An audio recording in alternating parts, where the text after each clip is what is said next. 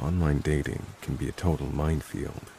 Tonight, we're diving deep into some of the scariest, most unsettling stories from Hinge dates gone horribly wrong. These are real people's experiences, shared in their own words. I hope you're ready for this. This all started a little over 3 years ago, when I matched with this girl named Mia on Hinge. At first, it was pretty normal. Casual chats, flirting. You know how dating apps go. Mia was smart, funny, and honestly out of my league, but she was interested, and I was pumped. We met at this small burger place downtown. Nothing fancy, but I thought it was chill and casual enough to break the ice without making things awkward. Mia was cool, easy to talk to, a little mysterious, but in a way that made me want to know more. She mentioned almost immediately that she'd just gotten out of a rough relationship about a week prior. She didn't want to go into details, and I respected that. But there was this slight edge to her that I couldn't ignore, like she was carrying around some unseen weight. We ended up going to a couple of bars after the restaurant. Nothing wild, just places where the music was loud enough to drown out any awkward silences. She drank a bit more than me, which was unusual for me, but I figured maybe she was trying to loosen up what sounded like a rough breakup. At the end of the night, I drove her home. That's where things started to get weird. After dropping Mia off, I started to head home. At first, everything seemed normal, but then I noticed this beat-up black SUV keeping pace behind me. No matter which way I turned, it was there. I tried to rationalize it.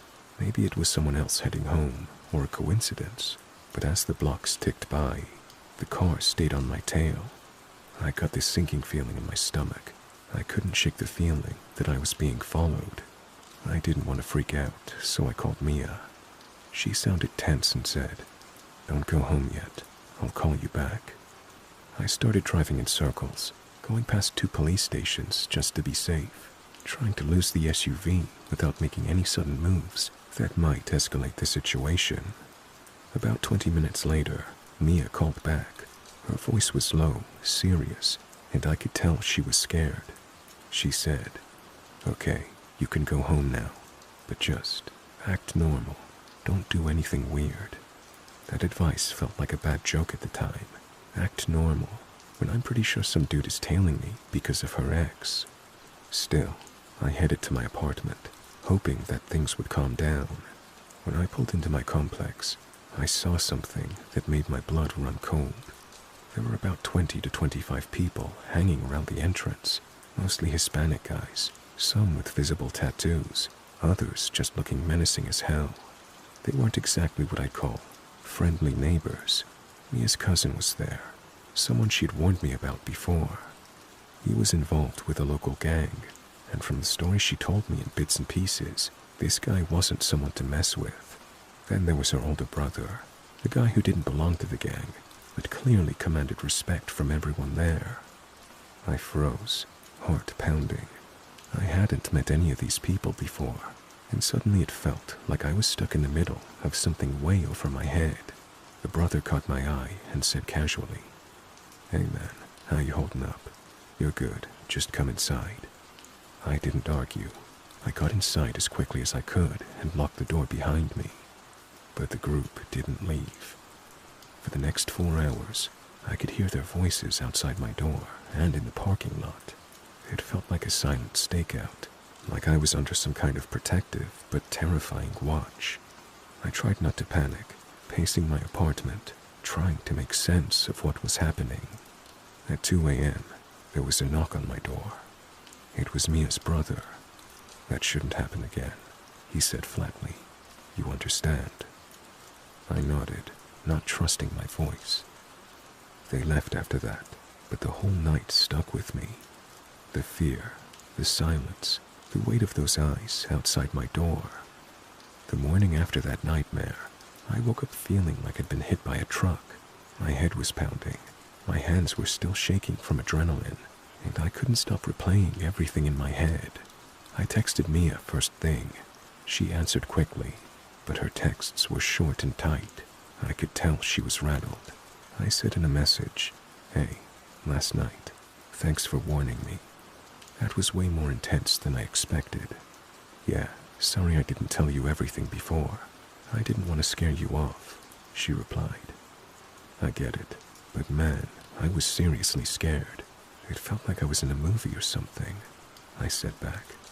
She finally opened up a bit more over text, telling me about how her ex had gotten deeper into gang stuff over the last few years, how the breakup had triggered some seriously ugly retaliation, and how her family was involved trying to protect her.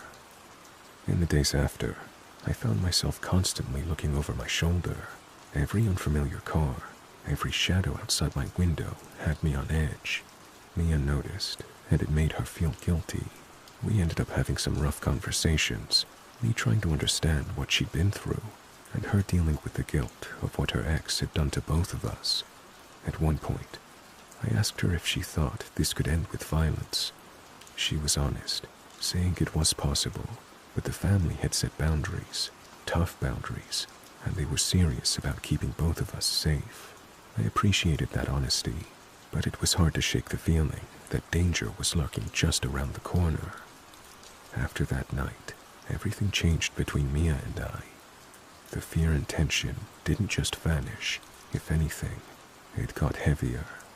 We talked a lot in the days that followed, but the more I learned about what she was still dealing with, the more I realized how much her past was still controlling her life. Her family was protective, sure, but the presence of those gang members hanging around my place, it wasn't just a one-time thing. It felt like a warning, a constant shadow. I tried to be patient, but I couldn't help feeling trapped. I wanted a normal relationship, one where I didn't have to look over my shoulder or worry about getting caught in someone else's dangerous world. Mia was incredible, no doubt about that, but I started to see how much this whole situation was taking a toll on her too. She was exhausted, scared, and honestly, a little broken from everything. One night, after a long conversation that ended with both of us crying, we agreed that maybe we weren't the right people for each other. Not yet, at least. She needed to heal without dragging someone else into the chaos. I needed to protect myself. We parted on decent terms, promising to check in with each other down the road. I moved out of that apartment a few months later. It wasn't easy leaving her behind, but I knew it was the safest thing to do for both of us. Sometimes I wonder how things might have been different if I'd known about her ex and the gang stuff from the start. Maybe I wouldn't have gotten involved at all.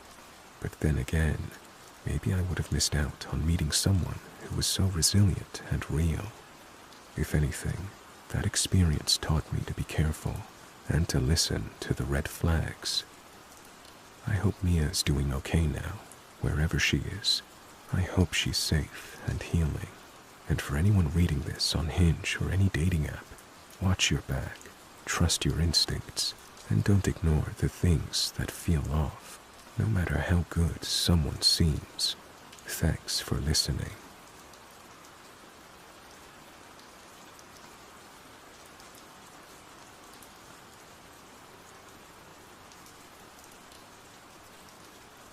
This happened a few months ago, and I still can't shake how weird it all got.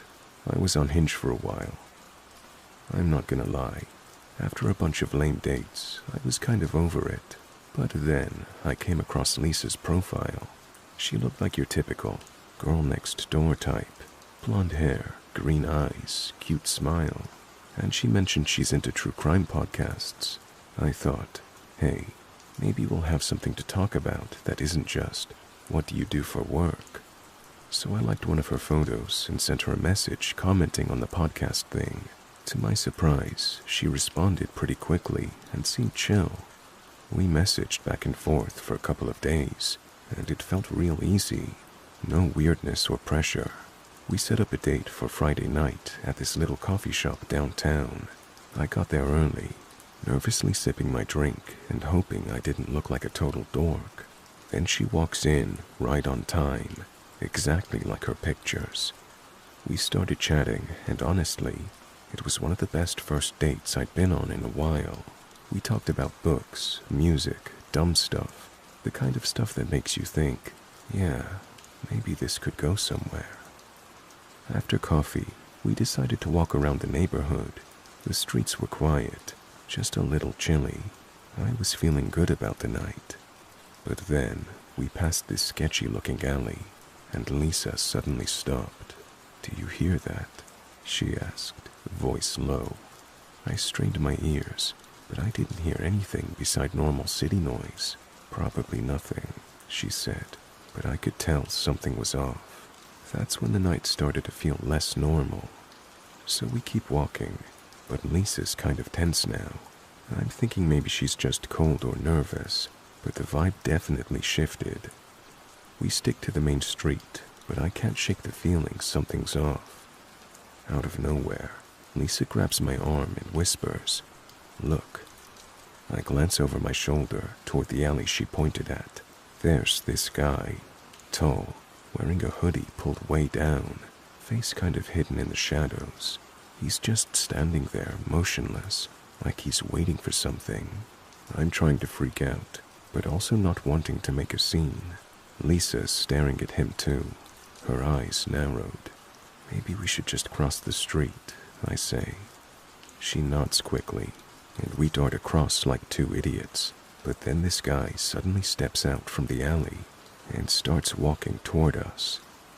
My heart's pounding, and I'm already thinking about running. But Lisa grabs my hand and pulls me into a nearby store before the guy can get too close. Inside, we breathe heavy, trying to act casual while watching through the window as the guy stops, looks around, and disappears back into the alley. We don't say much after that.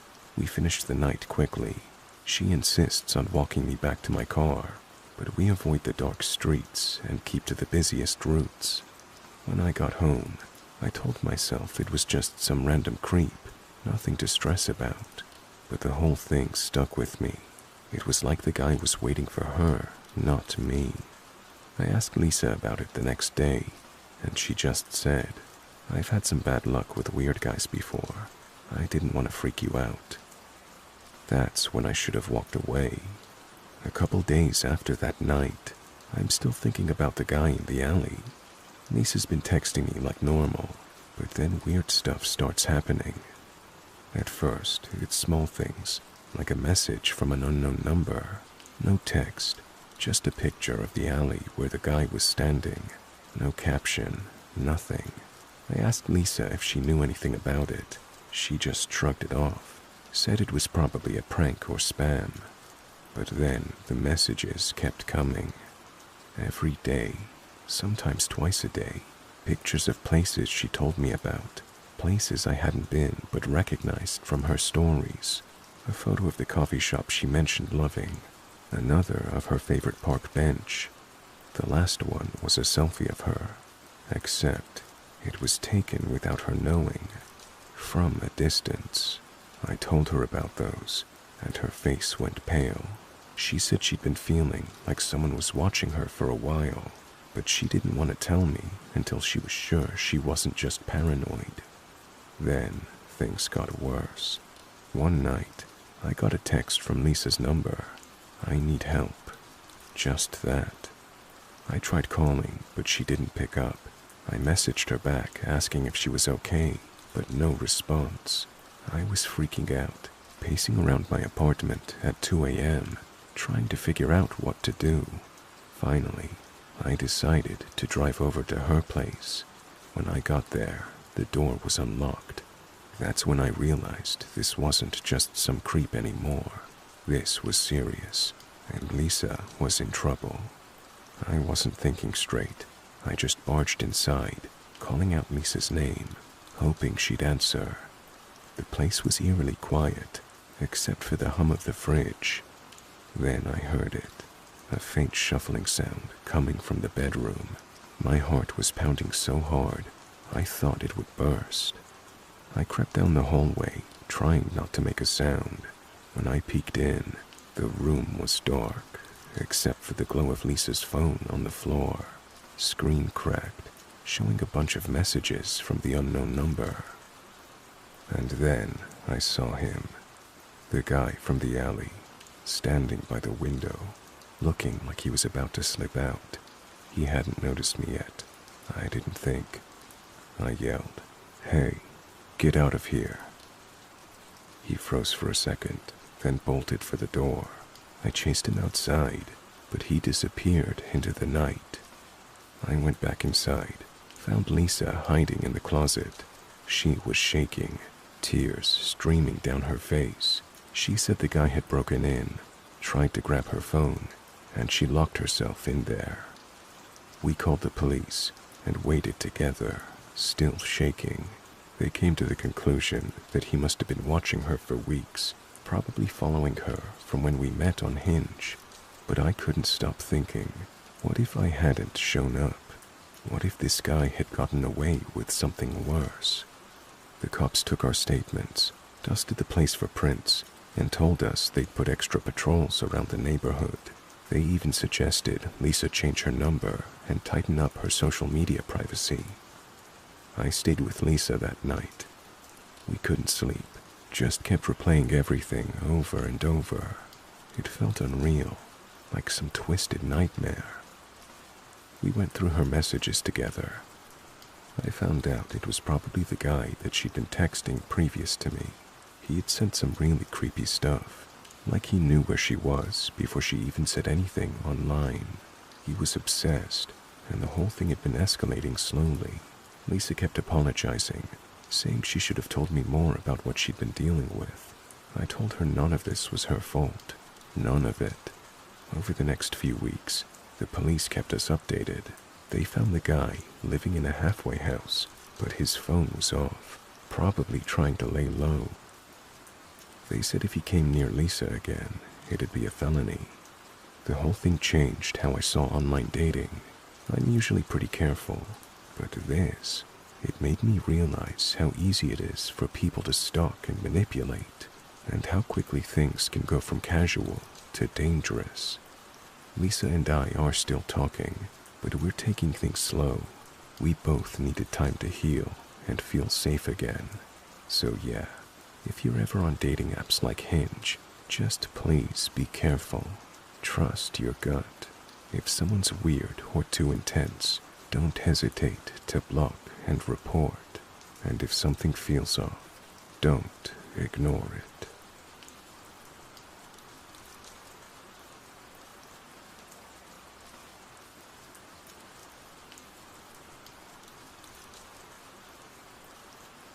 This happened back in December, about a week before Christmas. I'm a 32-year-old guy and a 9-year veteran of the Navy, currently using my GI Bill to go to college in Idaho. I'm so busy with school and work, so I don't have time to go out and socialize often, so I have to rely a lot on the apps to go on dates. I matched with this really cute girl around my age. We had a good conversation, and then we scheduled our date. It was at a bar restaurant not far for either of us to drive, so it was perfect. She was very pretty in person, and we got along great. During our conversation, I found out that she worked in a non-cop role at the police station, like a receptionist essentially. I also learned she had a roommate, whom she said was out of town for the holidays. She added that she hated being alone because she had a crazy ex-boyfriend who stalked her. I was a little uneasy at that, and told her as much, and she said he's harmless, so I kind of let it go. We had a few more drinks and were there about another hour, and at her suggestion, she said we should go back to her place, and I wasn't going to argue it. She was hot. She then insisted on driving. I told her I was fine, and she said no, that I'd been drinking, and she saw too many DUIs at her job. I got what she was saying, but I only had 2 gin and tonics and was fine, and again, she insisted. I thought it was weird, but I didn't care. We went to her house, and she walked up and just opened the door. She didn't unlock it. It was already open, which I found very odd, because she said she had a stalker and that her roommate was gone. She started feeding her cat, and as she was doing that, I saw a bowl of cereal on the kitchen counter. I touched it, and it was still cold, like it hadn't been there for a while. The cereal wasn't soggy either. I could see clearly that it was Frosted Flakes. The cereal hadn't even been in there long enough for the milk to take the frosting off, so I knew it wasn't old. I asked her whose it was, and she hesitated and said she ate it as a snack before heading to the bar. It just didn't make sense, and before I could say anything, she just kissed me and put her arms around me seductively and said for me to take her to her room. Again, she was pretty hot, and I quit caring about the cereal. We started fooling around, and I went to close the curtains, and she told me to leave them open. A few minutes later, maybe 5, we were in bed, and as my back was to the window, she let out a huge gasp, a scared gasp. Her eyes were at the window. I turned around and saw someone in a hoodie, and they took off. I heard the steps running on her back deck. I immediately jumped up and ran out to make sure her doors were locked, and of course the front door wasn't. I ran to it and locked it, and right when I did, the door started banging. I went to open it because I was gonna fuck the guy up, or try to at least, and she told me to just go back to bed with her. I screamed at her and asked if she was insane, and she told me he does this and goes away. I asked her, "You know this is your ex?" And she said yeah, and not to worry about it. At this point, he started banging on the side of the house on the other end, and she didn't seem at all scared and kept trying to get me to go back to bed with her. I didn't want to call the cops, because for all I know, this guy is a cop, or she'd know the cops that showed up and would take her side. I also just couldn't leave because my car was at the bar, and I was terrified. I had an adrenaline rush that was so intense, it gave me the metallic taste in my mouth, and my stomach hurt. I felt stuck and slim on options. All I knew is that I didn't trust her at all. At this point, I started calling her out for the door not being locked, the cereal. I openly called her a liar. She couldn't come up with any logical answer, and I had no idea what I was into. She kept telling me to calm down, and again said I should just go back to bed with her. The banging was pulsating. Her ex would bang on one part of the house. It would stop, and then it would start at a different part of the house.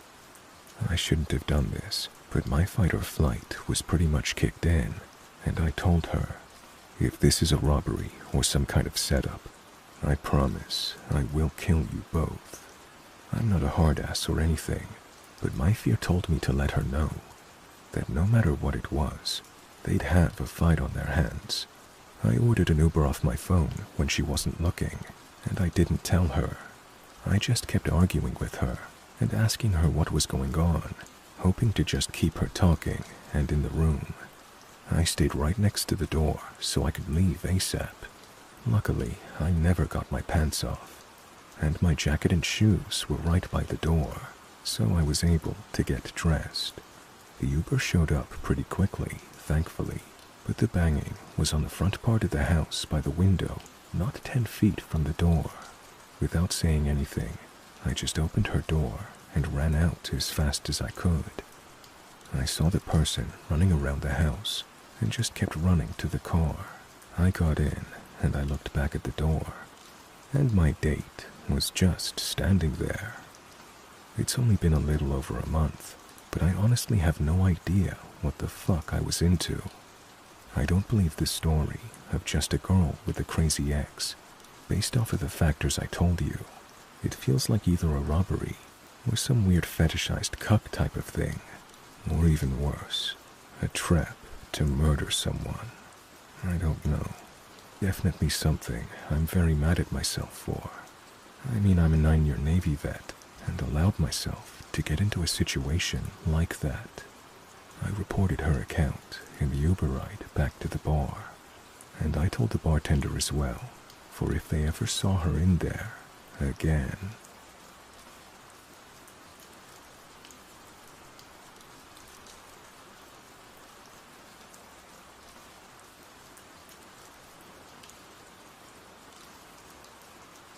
So, I matched with this guy Mark on Hinge.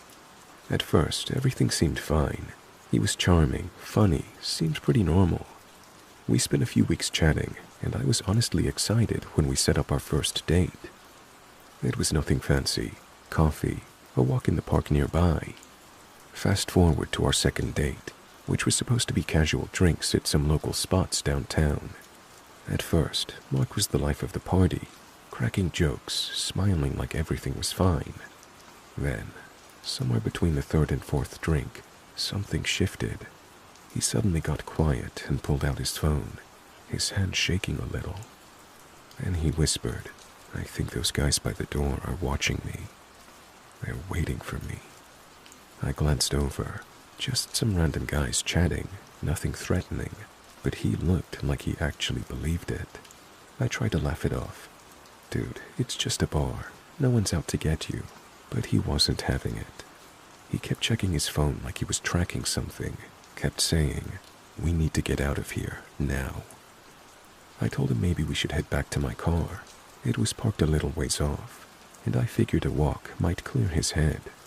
But then, once we hit this quieter part of the street, where there weren't many people around, he started turning on me. Suddenly, he was saying I was in on it too, like I was trying to trap him or something. I tried calling his friend to come get him, but Mark grabbed my phone from my hand, looking wild-eyed. He snarled that I was trying to call the cops. Then he got close, way too close, and told me, "You don't want to make this worse for yourself." At that moment, I was frozen. The street was empty, the night was cold, and his breath smelled of whiskey and something sharp I couldn't place. I thought, if he actually hurts me here, no one will find me until morning. Thankfully, his friend finally showed up and got him out of there. I left fast and spent the rest of the night shaking, heart racing. The next day, Mark acted like none of it happened, like he blacked out or something. I told him I couldn't keep doing this. He was unpredictable, scary even. After that night, I couldn't stop replaying everything in my head, how quickly things had flipped from fun night out to, holy shit, get me out of here. I kept telling myself maybe I'd misread it, that maybe Mark was just stressed or having a bad night, but something deep down told me that was wishful thinking. I didn't reply to his texts for 2 days. Then, when I finally did, he acted like nothing happened, like he had zero memory of being paranoid or aggressive. He sent me a message. "Hey, sorry if I was weird that night. Was probably just the drinks. Wanna meet up again soon?" I stared at my phone, heart sinking. How could someone behave like that 1 minute and then pretend it never happened the next? It felt like a gaslight moment, you know? Like he was trying to rewrite reality so I'd question my own sanity. Still, part of me wanted to believe he could be better. Maybe he really was struggling with something he didn't understand. So, I agreed to one more meetup. I thought I could get a clearer picture, see if this was just a one-off or something more. We met at a quiet cafe during the day. Mark seemed calm, almost too calm.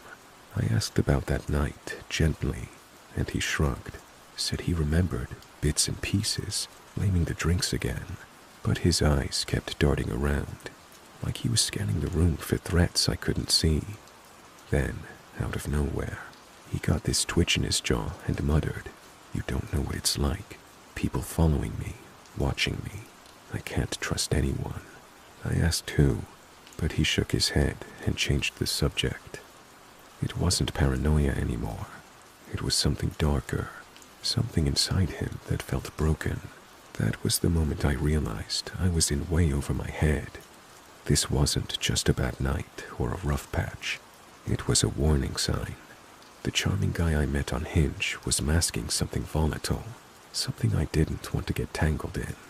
I told him I needed space. He didn't fight me on it, just nodded. But his eyes held a strange emptiness.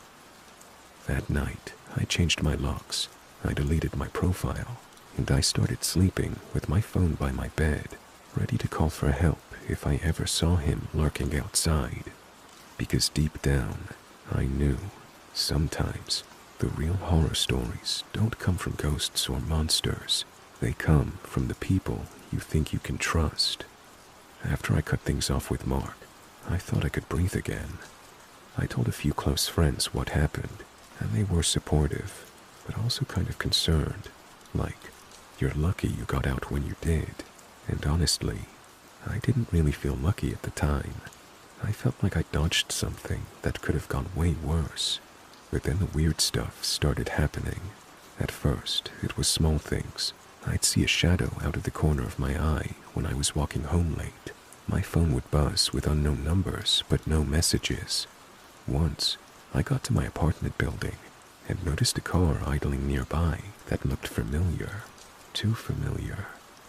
I tried not to think too much about it, telling myself I was just being paranoid. One night, I was getting groceries, and I caught someone watching me from across the street. When I looked directly, they walked away quickly. It was him. I knew it was him. Mark. I didn't want to believe it. Maybe it was just a coincidence, but my gut twisted into knots. I started avoiding going out alone. I took different routes. I changed my routine. I called my friend Sarah and told her everything. She insisted on coming over, and I told her to stay for as long as she could. She brought pepper spray and a stun gun, things I'd never thought I'd need. One evening, about 2 weeks after the breakup, I was home alone when I heard a noise outside my window. It was late, and the street was quiet. I looked out and saw a figure standing near the bushes below my window. Mark. He wasn't trying to hide. He just stood there, looking up at my apartment like he was waiting for something. My heart stopped. I wanted to scream, but I was frozen. I called 911 and whispered what was happening. They sent someone out right away, but by the time the officer arrived, Mark was gone. The cops said they'd patrol the area more, but that stalking cases are tricky unless the person is caught in the act. I changed my locks again. I installed a security camera that pointed at the bushes below my window. Every night I checked the footage, but after that night, Mark never showed up again. Still, the anxiety stayed, the feeling that someone was watching, waiting. It never really went away. I now know that sometimes the people you meet online don't just disappear after you say no. Sometimes they linger in the shadows, and that's the real nightmare. After that night with Mark lurking outside my window, I couldn't shake the feeling that he was always one step ahead. The security cameras gave me some peace, but I still didn't feel safe. Every creak in the apartment, every unexpected sound made me jump. I stopped going out at night alone completely. Friends started inviting me to hang out, but I often said no. I didn't want to burden anyone, and honestly, I was just too scared. I even thought about moving. My apartment wasn't far from where Mark lived, and the thought of bumping into him in the hallway or even on the street made my skin crawl. But moving isn't easy, and I didn't want to give him that kind of control over me. One night, I was scrolling through my phone when I get a text from an unknown number. It said, "You can't hide forever." My hand shook as I stared at the message. It had to be him. I blocked the number and called the police. They told me to keep any messages and to report anything suspicious. They said they'd send a patrol around my neighborhood more often. But the truth is, knowing the cops were out there didn't make me feel any safer. If anything, it just reminded me that he was still out there somewhere, watching. A few days later, my friend Sarah came over with a list of self-defense classes and offered to go with me. I agreed, even though it felt surreal to have to prepare for something like this. Through the classes, I met other women who'd had similar experiences. Hearing their stories helped me feel less alone, but it also made me realize how common this kind of stalking is. Mark never tried to contact me again after that text, and the police said without more evidence, it would be hard to take legal action. But I knew he was still there, a dark weight in the back of my mind. It's been months now. I'm learning to live with the anxiety and the constant vigilance. I try to remind myself I'm stronger than this fear, but every once in a while, when I'm walking home, or looking out my window at night, I still wonder if he's watching, waiting. And that's the part that's hardest to shake. The feeling that some people never really leave. Even though Mark stopped contacting me, the damage lingered like a shadow I couldn't outrun. Some nights, I'd lie awake, heart pounding, convinced I heard footsteps outside my door, or the faintest whisper just beyond the walls. My apartment felt less like a sanctuary, and more like a cage. I found myself double-checking every lock, the deadbolt, the chain, the windows. I even bought a small personal alarm, something to hold in my hand if I ever needed it, but it didn't erase the feeling that I was vulnerable. Work became harder too. I dreaded walking from my car to the office, always looking over my shoulder. One day, I caught myself glancing at every person in the parking lot, wondering if one of them was Mark, or someone like him. It was exhausting. I started therapy after a friend insisted. Talking helped, but it also brought up a flood of emotions: shame, anger, fear. I realized how much I had downplayed what happened because I was afraid no one would believe me, or that I was overreacting. I wanted to warn other people, especially women, about how quickly things can spiral with someone who seems charming at first, how fear can sneak in, how trust can break, and how someone's darkest side can emerge when you least expect it. The worst part, the uncertainty. I don't know if Mark will ever try to come back, or if he's found someone else to target. That not knowing is like a poison that seeps into everything. Sometimes I think about deleting all my dating apps forever. Maybe I'm too broken to try again, but then I remind myself that not everyone is like him, that I deserve to feel safe and happy, even if it takes time. So, if you're listening to this and feel scared or unsure, trust your gut. Don't ignore the red flags, and don't ever feel like you're alone, because sometimes the hardest battles are the ones we fight inside ourselves after the danger is gone. Looking back, that night was a turning point, not just in my dating life, but in how I see myself and my safety. I wish I trusted my instincts sooner, instead of brushing off those little warning signs. It's easy to get caught up in what you want someone to be, especially when they're good at pretending. But people like Mark don't just disappear. They leave cracks behind, and it takes time to patch them up. I'm sharing this because I want others to be careful. If someone's behavior feels off, don't ignore it. If they start talking about paranoia or danger, take it seriously. Your gut is one of the best defenses you have. Dating can be scary, but it's also a chance to meet people who will treat you right. Don't let one bad experience stop you from finding that. Just be cautious, be aware, and above all, take care of yourself. Stay safe out there.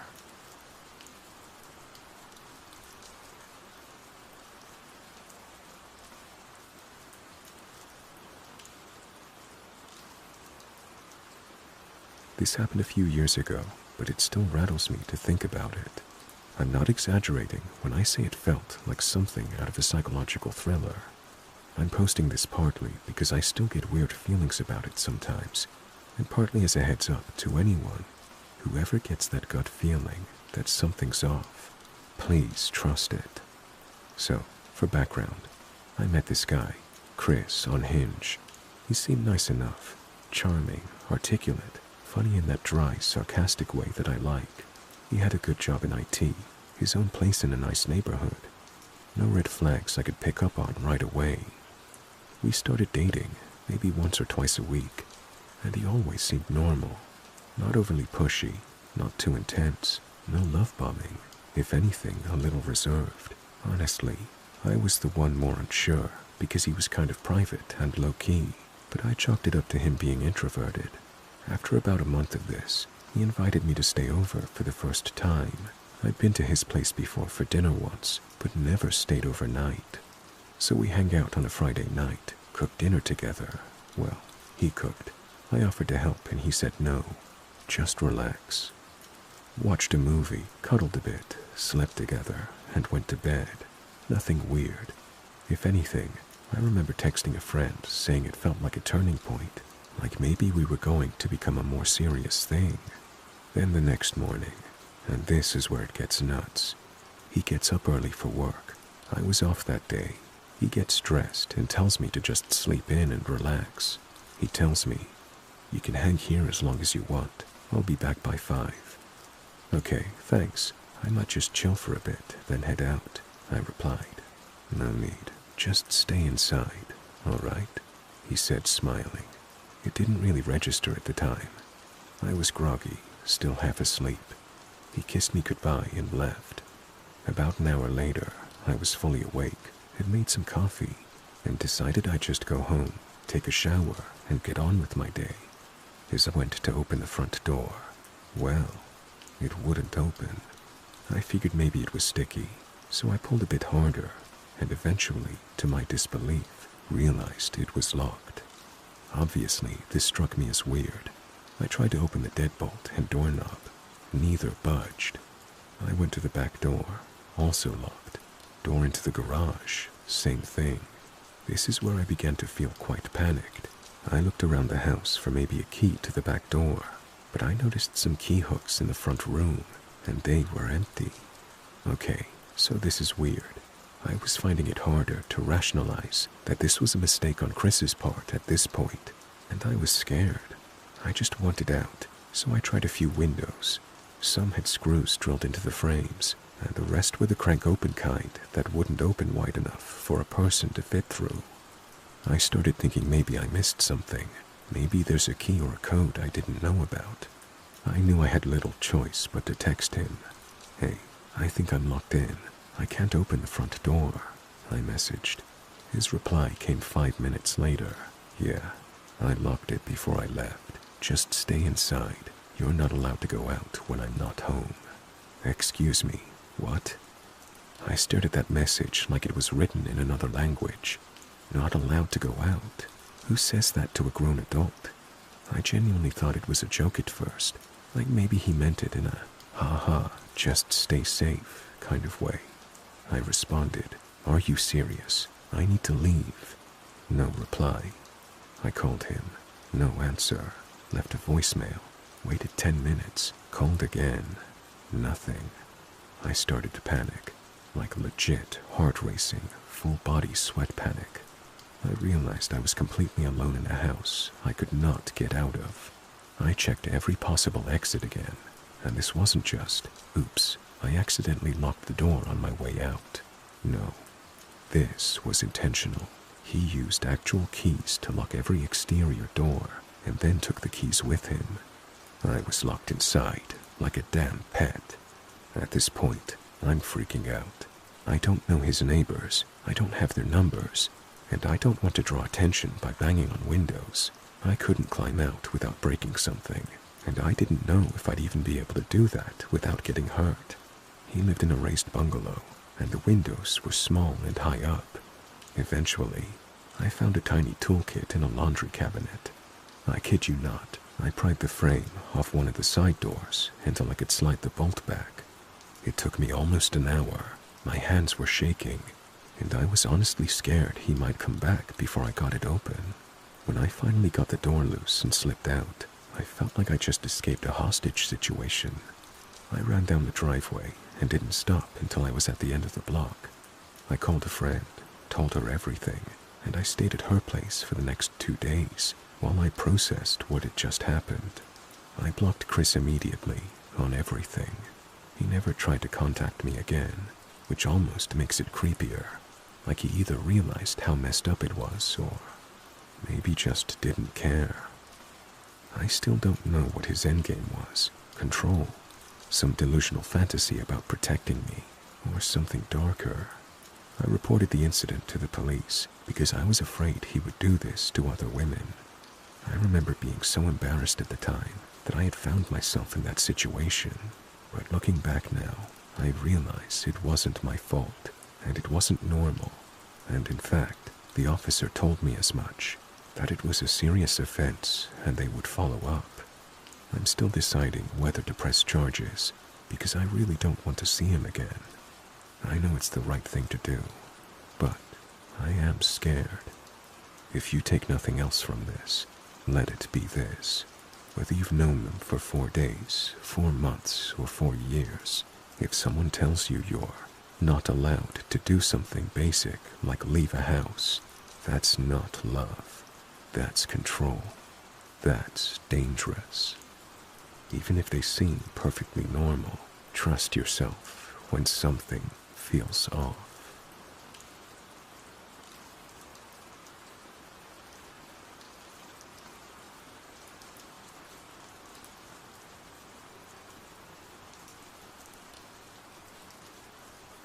So, this happened to me a while back, and honestly, I'm still kind of creeped out thinking about it.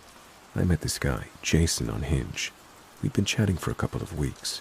He seemed normal enough, a bit quirky but funny. When he said he was visiting my city for work, we decided to meet up at my apartment since it was late, and I didn't want to go out again. I thought it would be chill. From the moment I opened the door, something felt off. Jason smiled, but it wasn't warm. It was the kind of smile that made your skin crawl, like he was hiding some kind of secret.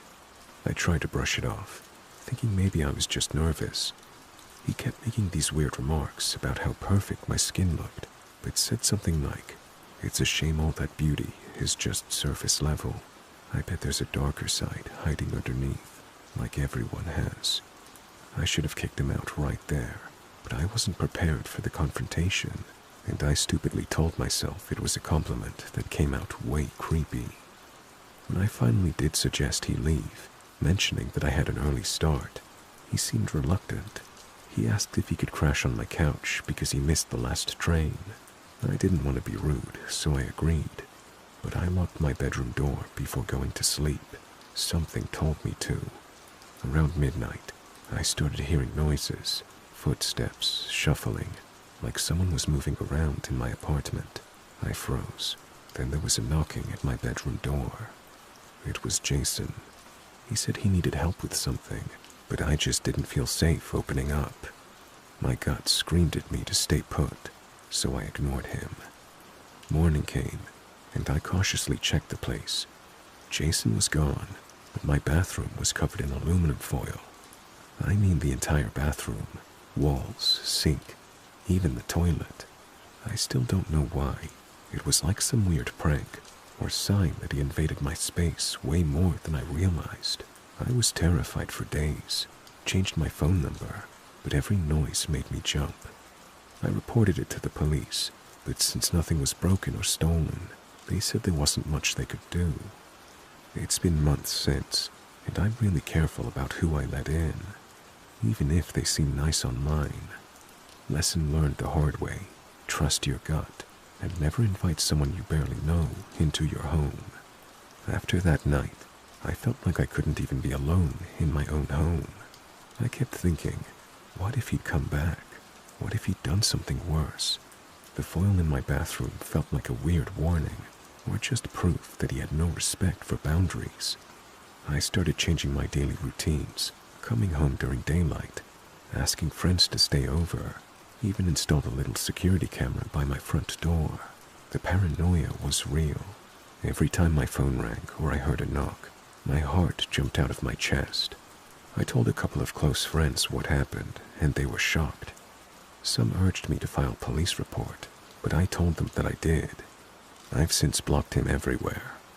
Social media, phone, messaging apps. He tried messaging me a couple times afterward from different numbers, but I ignored and blocked those too. The worst part was realizing how wrong my initial judgment was. He seemed okay online, but in person, it was a totally different person. Dark, invasive, and borderline dangerous. Honestly, it took me months to feel somewhat normal again. I started going to therapy, which really helped me process the anxiety and fear. I learned to trust my instincts more and to set firm boundaries. Now, whenever I hear someone say, meet online, then invite them over, I cringe. Sure, it can be safe, but only if you really know the person. I learned the hard way that no matter how nice someone seems texting, you really can't know their true self until you meet in a public space, and even then, stay alert. I'm sharing this here because I want others to be careful and listen to their gut. Creepy vibes aren't just in movies, they're real, and they can happen to anyone.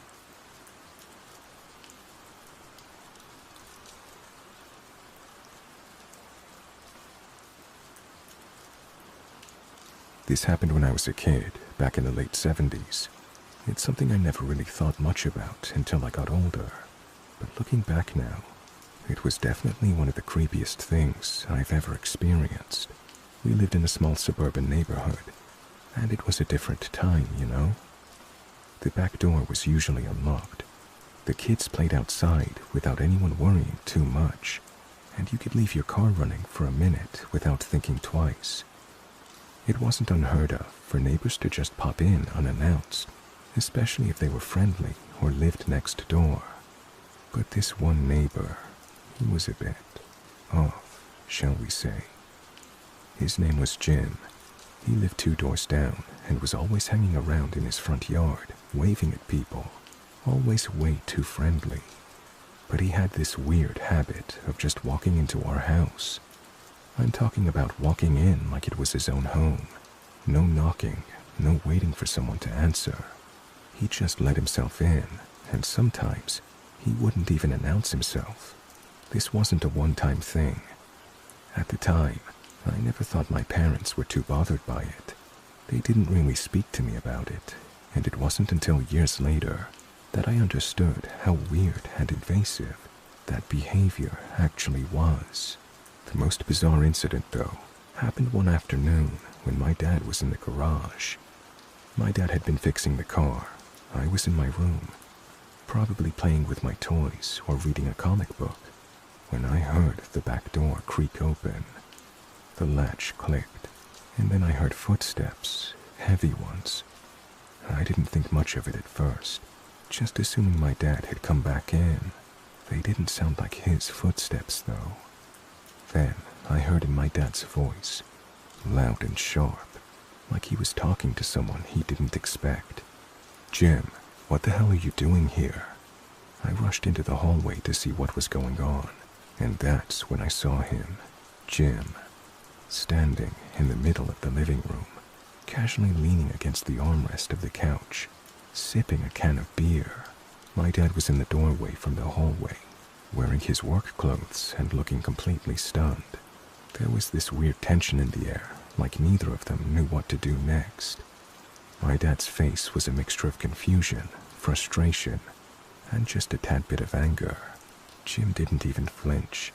He just stayed there, unbothered, like it was normal to just walk into someone's house while they weren't home.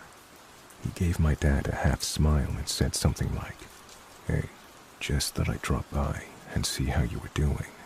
At that point, my dad was already trying to wrap his head around it. He didn't shout or raise his voice, but he definitely wasn't happy. I remember my dad talking to him for a few minutes, trying to get Jim to leave, but Jim didn't seem fazed by any of it. He just hung out, chatting about the weather or the neighborhood. Stuff that should have been small talk, but just felt weird and awkward. My dad, looking more uncomfortable by the second, eventually had to walk into the living room to escort him out. It was the most bizarre and awkward interaction, and I remember standing there, not fully understanding what was happening, but knowing it was definitely not normal. Jim eventually left, waving like he was leaving the party, and my dad locked the door behind him. I could tell my dad was shaken up, but he didn't say much to me about it at the time. He just told me to let him or Mom know if Jim came in, and if I was alone, to go to Miss Jenkins' house, another of our neighbors.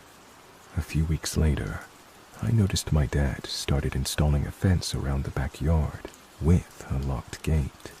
It wasn't until I was much older, after I'd moved out, but my dad finally told me the real reason for that lock. He said that after that day, he realized that Jim had been popping by unannounced for months, sometimes when my parents weren't home. The beer had been disappearing much quicker than he expected, and at one point, my mom had accused my dad of drinking too much. My dad asked Jim how often he stopped by. Jim admitted he would just walk right in, checking out the kitchen, or sitting on the couch like he was at his own house. After that incident, when I was alone in the house, my dad decided it had to stop. That's when the fence went up. It wasn't for privacy or for the dog. It was because my dad wanted to make sure Jim couldn't just waltz in anymore. He was starting to get unsettled by Jim's lack of boundaries. My parents never told me how bad it really was. They didn't want us to worry, so we just assumed it was all fine and normal. But, looking back, it was so creepy. I can't imagine just walking into someone's house whenever I felt like it, let alone staying in the living room like I was a guest. We eventually moved away, and I have no idea what happened to Jim after that. I'll never forget how normal it all seemed at the time, in my naivety. Now, as an adult, I look back and think about all the ways it could have ended differently.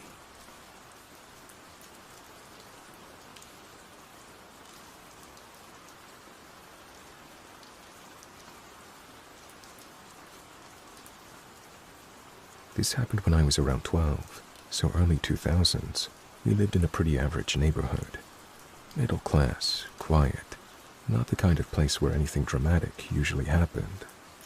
It was early evening, probably around 6 or so. I was home after school, watching TV in the living room, and my mom was in the dining room folding laundry or cleaning up. The sun had just started to dip, but it was still light outside. Just a normal, quiet evening. Then someone knocked on the front door. Not a light knock, more like someone trying to get your attention fast. It wasn't aggressive, but it was enough to make both of us stop what we were doing. My mom checked the peephole and didn't recognize the guy. She told me to be quiet and not to make any noise. I asked her who it was, and she said, "No idea. We're not opening it." She was always cautious about things like that, especially if my dad wasn't home. The guy knocked a few more times, waited a bit, then nothing. We assumed he left, but a minute later, we heard the gate on the other side of the house swing open. That's when my mom got serious. Our gate wasn't locked, just latched, and it wouldn't stop someone who was really determined. She told me to go to the hallway and keep out of sight. Then she walked quickly to her bedroom and came back with her handgun. She wasn't someone who bragged about owning one. It was just something that she kept in case something ever went wrong. This felt like one of those times. She went to the kitchen where the back door was and caught the guy standing right outside. He was trying the doorknob and peering through the glass. She told me later she saw him pull something from his pocket, maybe a screwdriver or something similar, and raise it towards the glass, like he was about to try breaking in. Right then, she opened the door just enough so he could see her, and the weapon in her hand. She didn't say anything. He didn't either. He looked at her, froze, and then turned and ran straight out of the gate and down the street. She called the police and gave a description, but by the time they got there, he was long gone. We figured that was the end of it, but the next day, we got a call from a police officer. The same guy had broken into another house not far from us later that night. He tried getting in through a window, slipped, and injured his leg. That's how they caught him. Turns out he had a record. Nothing violent as far as we heard, but a string of break-ins, and he had served time before. The officer said he probably wasn't targeting us specifically, just looking for houses that seemed empty. We never had another incident like that, but I still think about it sometimes. My mom stayed calm and acted quickly. If she hadn't seen him when she did, who knows how far he would have gotten.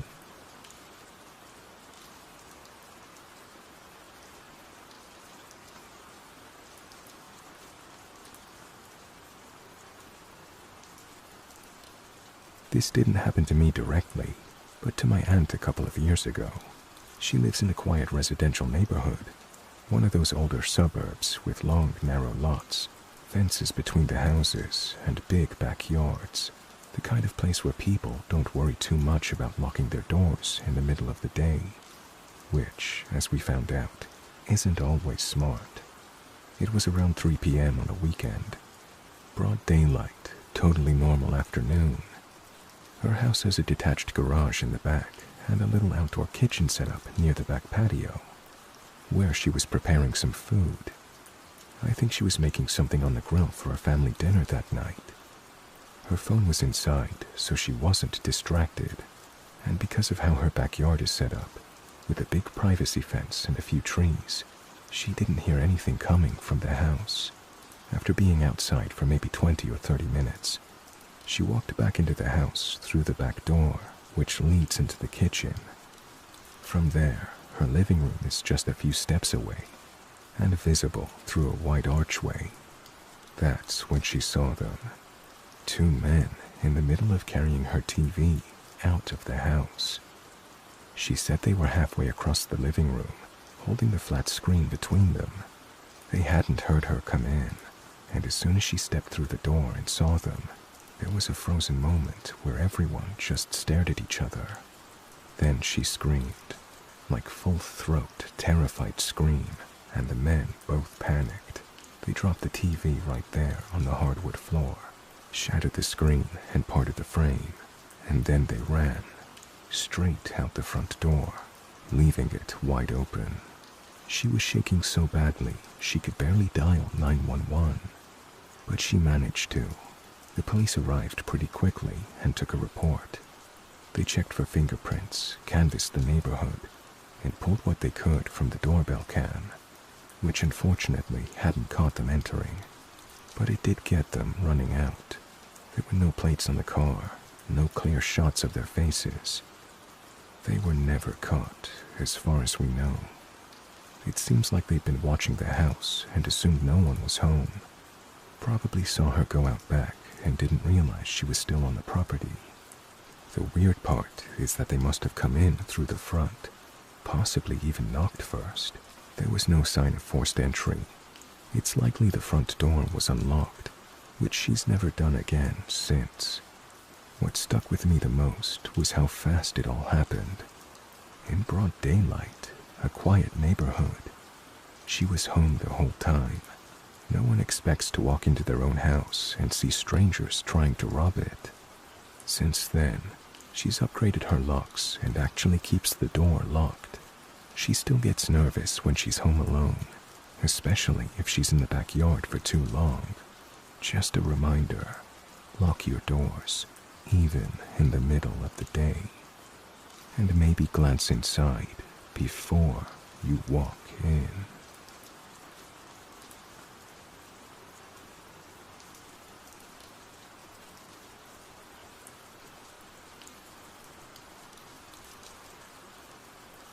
This happened a few years ago, but it still comes up in conversation because of how surreal and terrifying it was.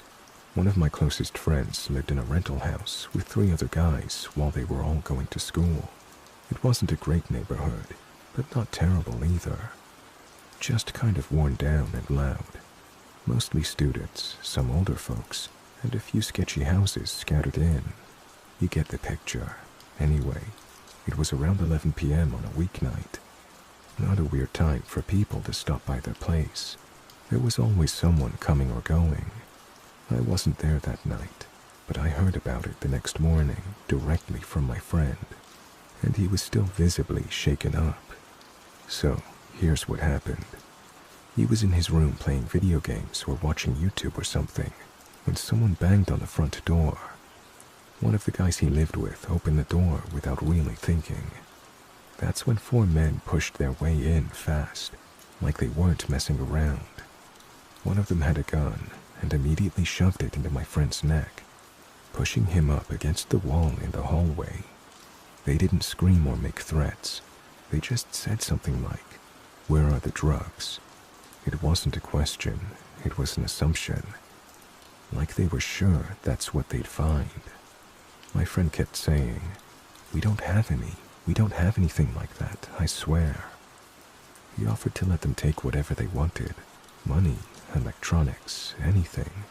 But they were focused on one thing, while the guy with the gun held him there. The other three went through the house. They searched every room. They pulled out drawers, opened closets, looked under beds. They didn't destroy the place, but it was clear they were used to doing this. It wasn't chaotic, it was methodical. The whole thing lasted maybe 5 or 6 minutes, but for him, it felt like forever.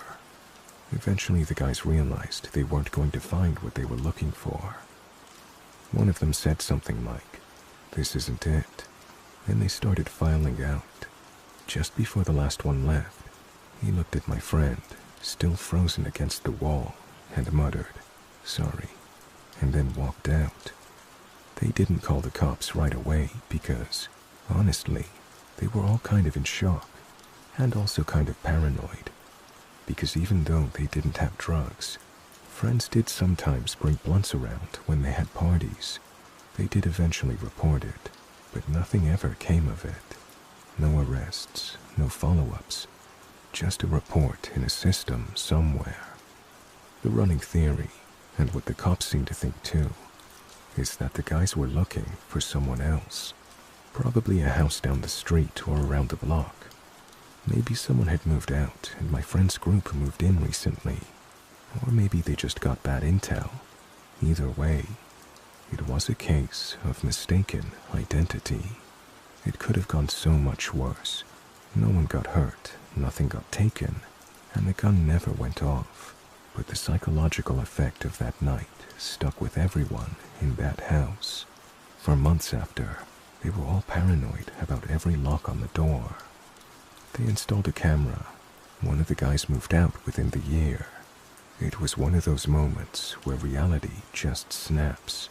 1 second you're sitting in your house, the next you've got a gun in your face, and you're wondering if you're going to die over something you know nothing about.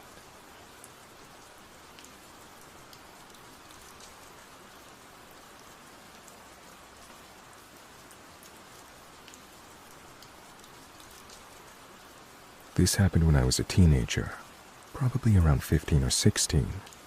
I was spending the night at my best friend's place, and what happened that night has never totally made sense to either of us. We still talk about it sometimes, just trying to figure out what the hell that guy was doing there, or who he even was. My friend lived in a 2-story house with his mom and younger sister. That night, it was just the two of us and his mom home. His little sister was staying with a relative, and his mom had gone to bed early. We were downstairs watching movies and eating junk food like we always did when I stayed over. I don't remember what time it was when we finally went to sleep, but it was definitely late, past midnight for sure. We were both sleeping on couches in the living room. It was dark, and the only light came from one of those dim kitchen night lights. I'm a light sleeper, and at some point in the middle of the night, I woke up because I heard what sounded like the door creak. I thought maybe it was my friend's mom getting up or something. But then I saw movement near the front of the room. There was a guy standing in the hallway. He was a silhouette in the kitchen light, so I couldn't make out much detail, just that he was an adult wearing a dark hoodie or jacket. And he was standing completely still, like he was trying to figure out if we were asleep. I froze.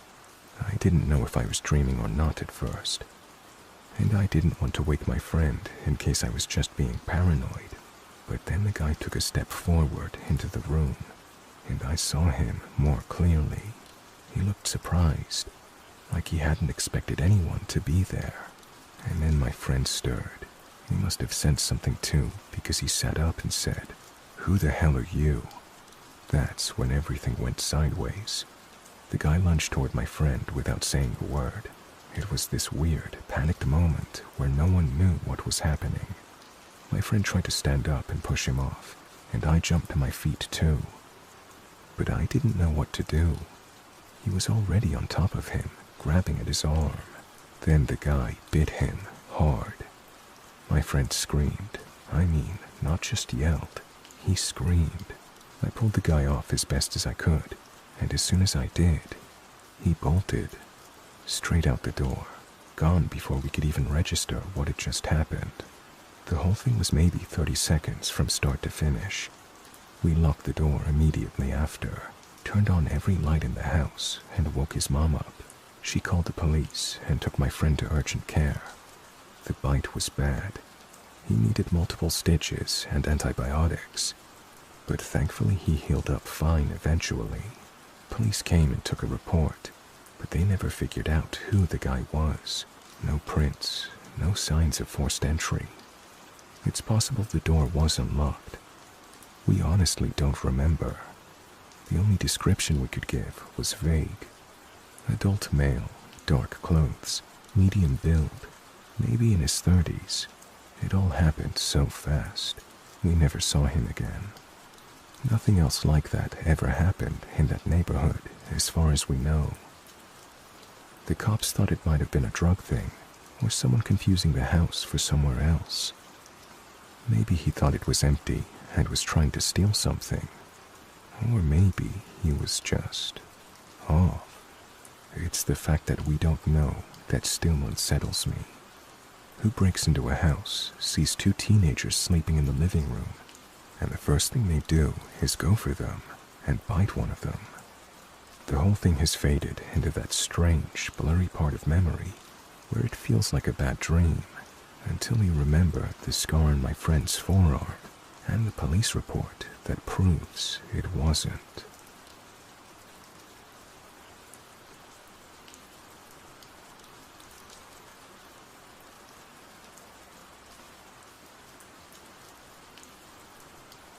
This happened about 2 years ago, and even though it was over in a matter of minutes, I still think about it every now and then.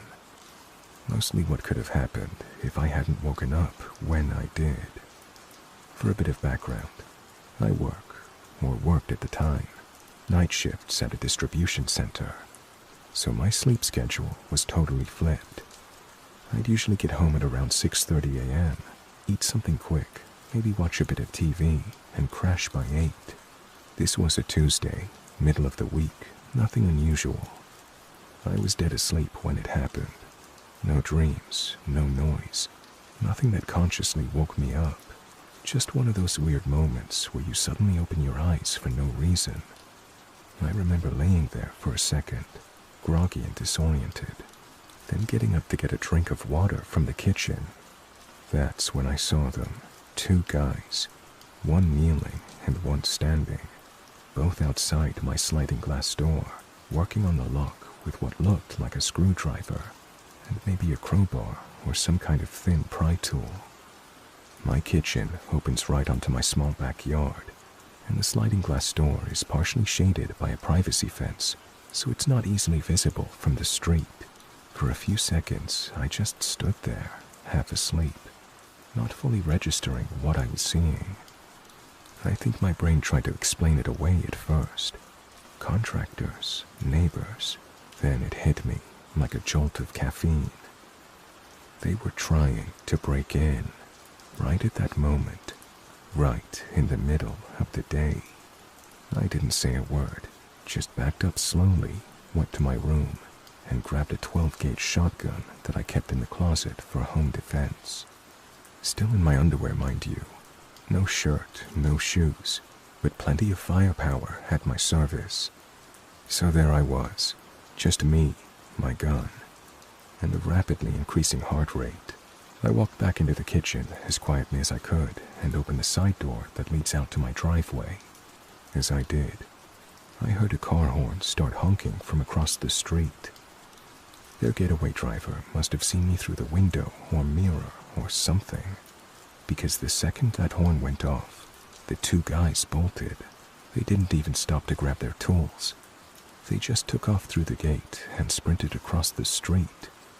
I stepped outside, still in my underwear, still holding the shotgun, and watched them jump into an old beat-up sedan.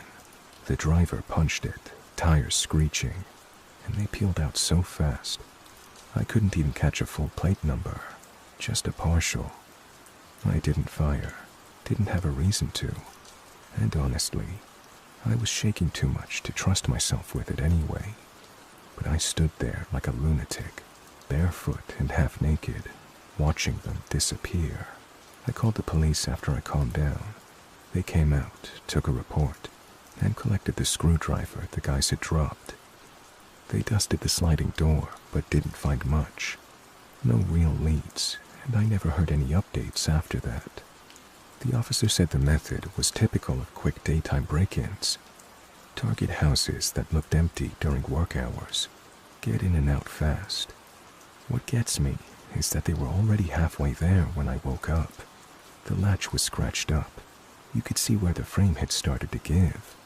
Another 10 minutes, maybe less, and they would have been inside. While I was asleep, that part still gives me chills. Needless to say, I've made a few changes since then. Upgraded the locks, reinforced the sliding door, and installed cameras. Also, I started wearing pajamas to bed, just in case. Stay safe out there. You never know when something like this is going to happen. Even if it's the middle of the day and you think you're just getting up for a glass of water.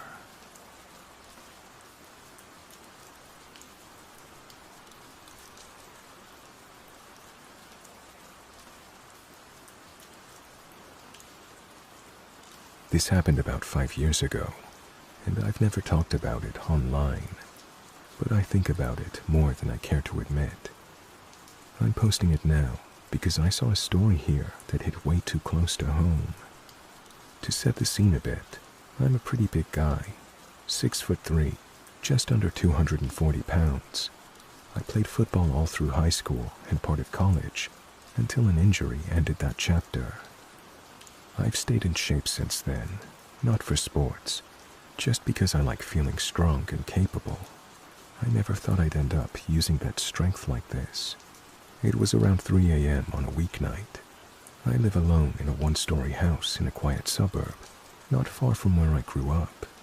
I was asleep when I heard a clunk, and then what sounded like glass cracking. At first, I thought it was something falling in the kitchen, maybe a plate or a shelf, until I heard footsteps. Not cautious footsteps, confident ones. That's when adrenaline hit. I didn't yell. I didn't flip on any lights. I got out of bed, grabbed the small metal bat I keep under it. Yeah, not ideal, but it's what I had. And I crept toward the hallway. When I peeked around the corner, I saw a man I didn't recognize, standing in my living room. He was wearing a hoodie and gloves, and he had a flashlight. He was going through my backpack and hadn't seen me yet. Now here's where everything just snapped. I wasn't thinking clearly. It felt like one of those fight or freeze moments, and I just moved. I sprinted at him and tackled him full force. Honestly, the hardest I've ever hit anyone in my life. He didn't see it coming at all. I hit him square in the ribs and drove him into the floor. The sound he made when we hit the ground was awful. He started yelling and trying to squirm away, but I had a knee on him and started yelling for someone to call the police. I'd left my phone in the bedroom. Luckily, a neighbor actually did hear the noise and had already called 911. He tried to fight, but I outweighed him, and he was in bad shape from the hit. I didn't hit him again after the tackle, but I didn't let him up either. I just stayed on him, breathing hard, keeping one arm twisted behind his back until the cops showed up, maybe 5 or 6 minutes later.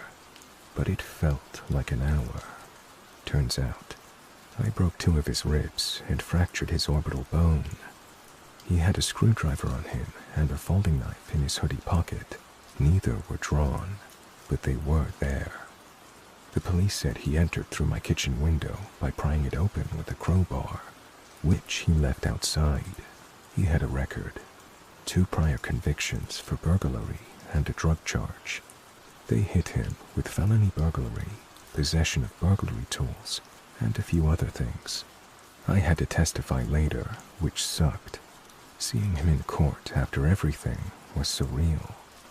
He got sentenced to 6 years. No parole for the first 4 because it was his 3rd strike. He didn't say anything during sentencing, just stared at the floor. I still have mixed feelings about it. I don't regret what I did. He broke into my home while I was asleep. But the whole thing made me realize how fast things can go sideways. I keep thinking, what if he'd had a gun? What if I hadn't woken up in time? What if I'd hesitated? I've since upgraded my security. Cameras, reinforced doors, better locks. I also got some legal advice and training, just in case I have to deal with something like this again.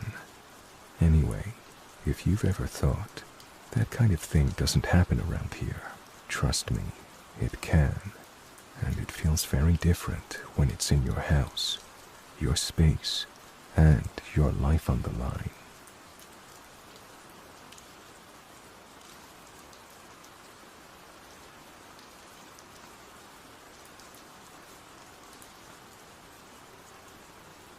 I've been putting off sharing this story for a while, because I'm still not entirely sure what to make of it.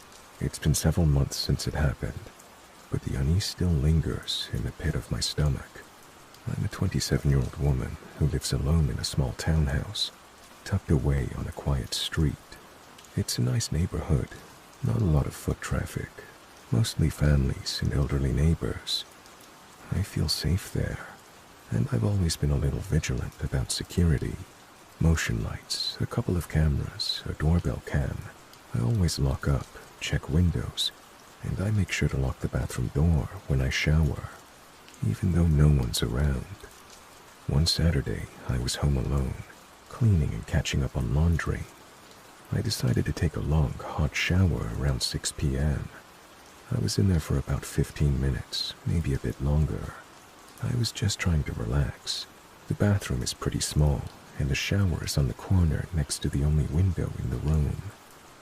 I'm not one of those people who's paranoid about someone sneaking up on me while I'm showering, but I always check the blinds just to be sure. I did the same this time. When I finished up and got out though, I felt off. I couldn't quite place it at first, but there was this weird feeling in the air, like something had shifted. I quickly wrapped a towel around myself and walked back to the bathroom door. That's when I noticed it. The door, which I always kept locked when I was in the shower, was slightly ajar.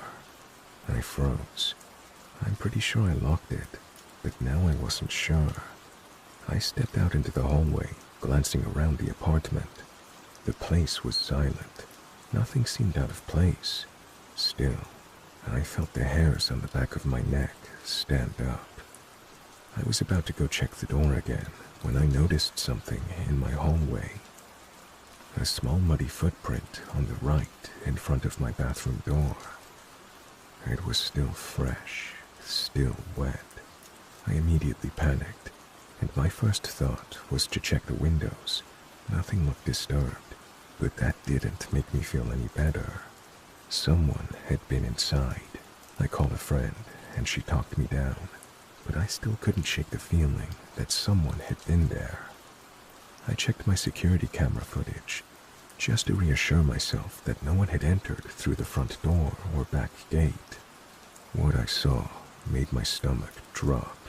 The camera facing the front door recorded footage of me walking toward the bathroom, just like normal. But then, after a few minutes, I saw a figure enter the frame. It was a man, tall, wearing nothing but black. He walked up to the front porch, paused, and then turned around to go around the side of the house. The camera didn't record him coming through the door, but it did catch a glimpse of his figure right after I'd gone into the bathroom. I don't know how, but somehow he'd gotten in while I was showering. I immediately called the police. They came and did a sweep of the house. They didn't find anyone, but they confirmed the lock on my back door had been tampered with. The door frame was slightly scratched, as though someone had tried to force it open and gave up.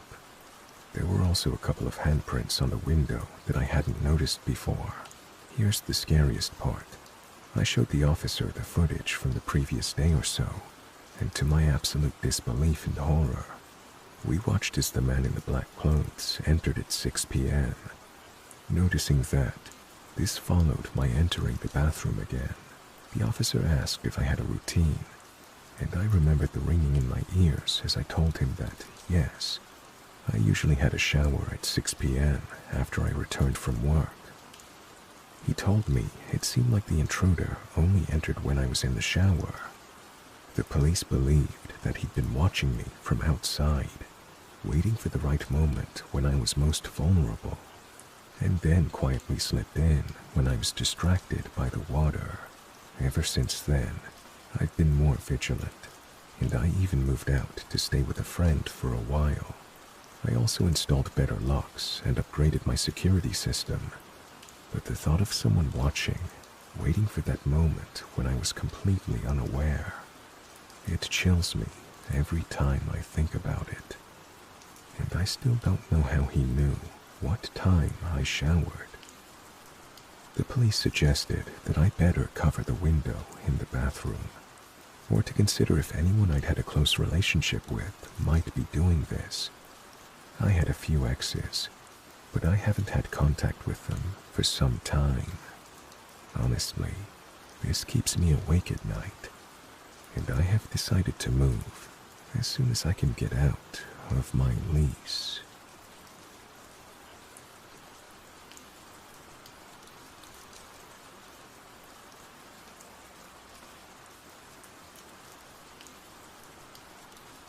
This happened about 3 months ago, and I still get a cold sweat thinking about it. I don't know if I was just too calm or if I was being stupid, but this whole thing really messed with my sense of safety at home. I'm a 31-year-old guy, living alone in a quiet suburban neighborhood, and I'm pretty chill about my surroundings. I make sure to lock everything up and check the windows, and I'm pretty aware of what's going on around me. I don't usually get rattled, but this time, it's still hard to shake. It started on a regular Tuesday night. I was coming home late after work, around 10:30 p.m. The neighborhood was dead quiet, and I parked my car in the garage like I always do. I got out, went inside, and sat down to relax. An hour later, I realized I needed to grab something out of the car. Nothing major, just a jacket I'd left in the back seat. I didn't think much of it. But when I walked out into the garage, something immediately felt off. The first thing that caught my attention was the smell. A musty, old, almost damp smell that didn't belong. I figured it was just the old garage, but it didn't sit right with me. I flipped on the light and looked around, expecting to see nothing more than my usual mess. Boxes, tools, my car. But then I saw him. He was crouching in the far corner, hidden behind a stack of boxes, barely visible. He didn't move when I walked in. He was just there. My first instinct was to freeze, but I didn't. I've never been the type to panic, and right then, I made a choice. I wasn't going to hide or lock myself in the house. I wasn't about to let some stranger think they could just come into my space uninvited. So, without missing a beat, I walked straight toward him. I didn't shout or make a scene, but I made it very clear I wasn't backing down. "Who the hell are you?" I demanded, my voice firm. I wasn't about to show any weakness. He didn't move. He didn't speak. He just stared at me from behind the boxes. "Get out of my garage," I said. Now just a few feet away from him, keeping my cool but not backing down. The guy didn't make a move. He didn't even flinch. That's when I really started to get pissed off.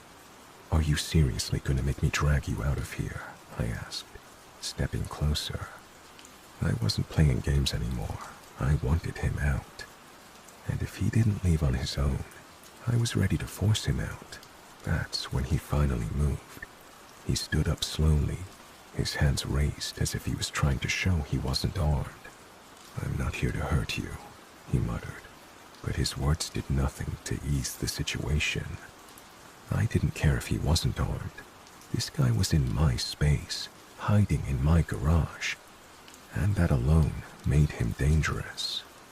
"Then why the hell are you hiding in my garage?" I shot back, not letting him off the hook. He didn't respond, just stared at me like he was calculating what to do next. At this point, I was done talking. I turned around and went straight for the door, locking it behind me. I wasn't going to give him the chance to make another move. I immediately called the cops. While I waited, I kept my eyes on the garage through the window. I wasn't about to take my eyes off of him. He stood there for a few minutes, just staring at the door. I wasn't sure if he was considering making a run for it, or just trying to figure out his next move. But when the cops finally showed up, he was gone. The cops checked the area, the garage, and even the surrounding alley. Nothing. No forced entry, no stolen items. Everything was just as it was before, except for the fact that some guy had been hiding in my garage, waiting to do God knows what. They ran a quick check of the area, but found no one matching his description. It was like he just vanished. I won't lie, I felt unnerved for a while after that. I put up extra lights around the house, got a security system installed, and I make sure to check every corner of my property when I come home now. I don't know what that guy's endgame was, but I wasn't about to find out. So, to the guy who thought he could make my garage his hiding spot, let's not meet again. You better hope we don't cross paths, because next time, you won't get away so easily.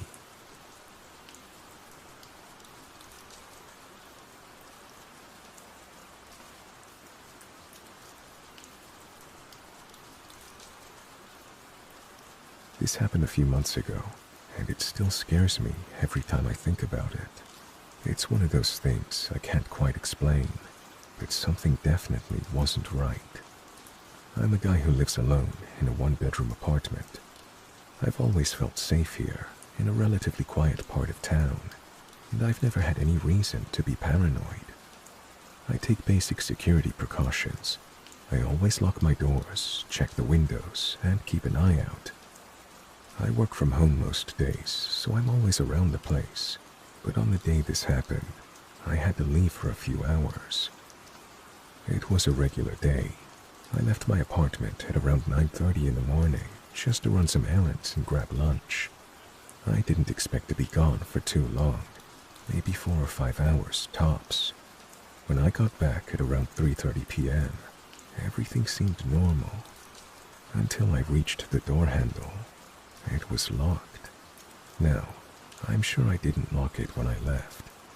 I've got a habit of leaving it unlocked, which I know is probably dumb, but I've always felt safe here. I've never double-locked it.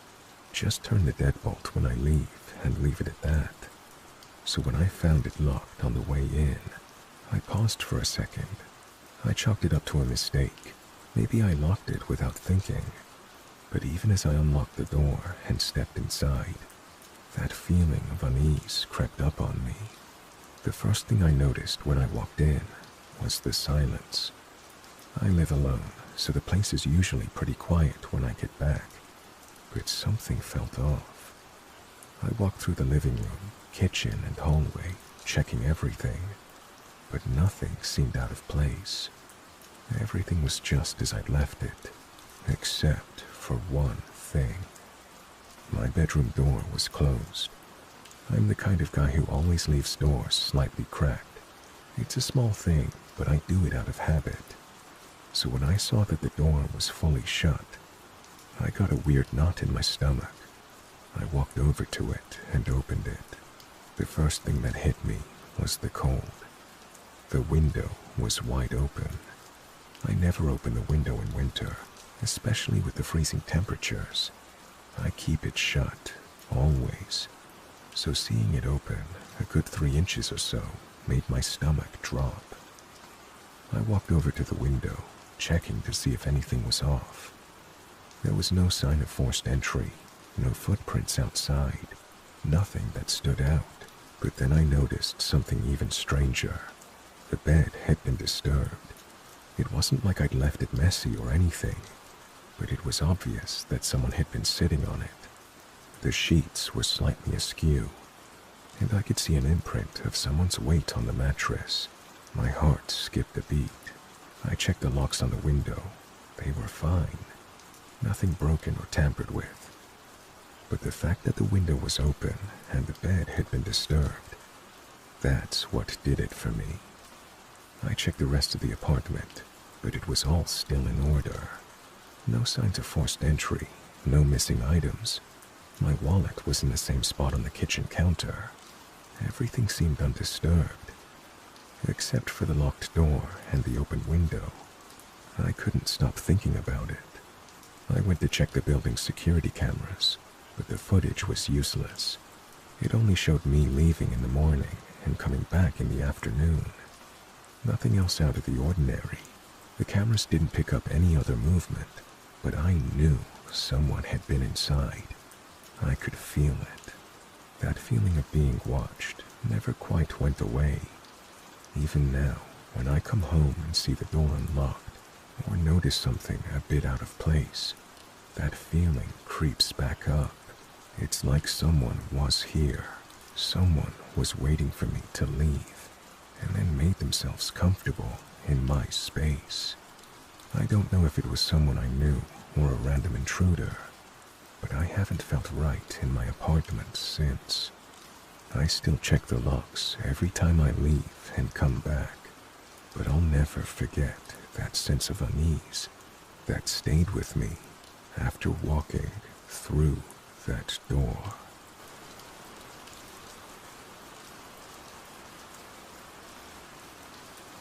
I live outside of the United States. About 15 years ago, I went to visit family in the US for a family reunion, so we had to find accommodation for everyone. I stayed with my grandmother, while others found alternative places to stay. A man who lived close to my grandmother offered to let my brother and his wife stay with him. He had a 3-bedroom house, and he lived alone, so he said he would be happy to let them stay in a spare bedroom for free. They happily agreed. I went with them to see what the place was like. My grandmother lived way up in the mountains, kind of in the middle of nowhere, and so did this man, who was a long-haul trucker, by the way. When we pulled up in front of his house, we all talked about how beautiful it was.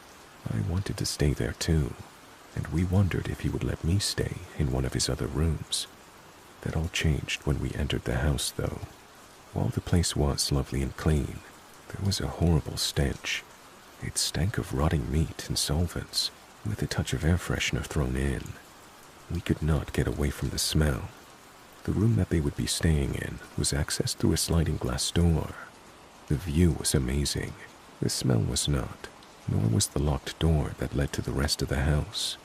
There were 2 sturdy locks on the door, a deadbolt and a padlock. It was a bit disconcerting to note that they were there to lock something or someone in addition to keeping people out. When my brother asked about the locks on the door, the long-haul trucker said, "I have cats. I don't like them to get out. There are mountain lions and opossums and eagles around here." My brother later told me that he thought about joking, "How big are your cats?" But he thought that might not be a good idea. To access the kitchen, we had to go back outside, walk around to the other end of the house, and go in another door there. While the long-haul trucker was telling my brother and sister-in-law to feel free to use anything in the kitchen and living room, I had a look at the inner door that led into the living room. Sure enough, there was a deadbolt and padlock on it.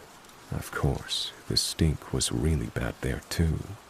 Despite all of this, my brother and sister-in-law stayed there for a week.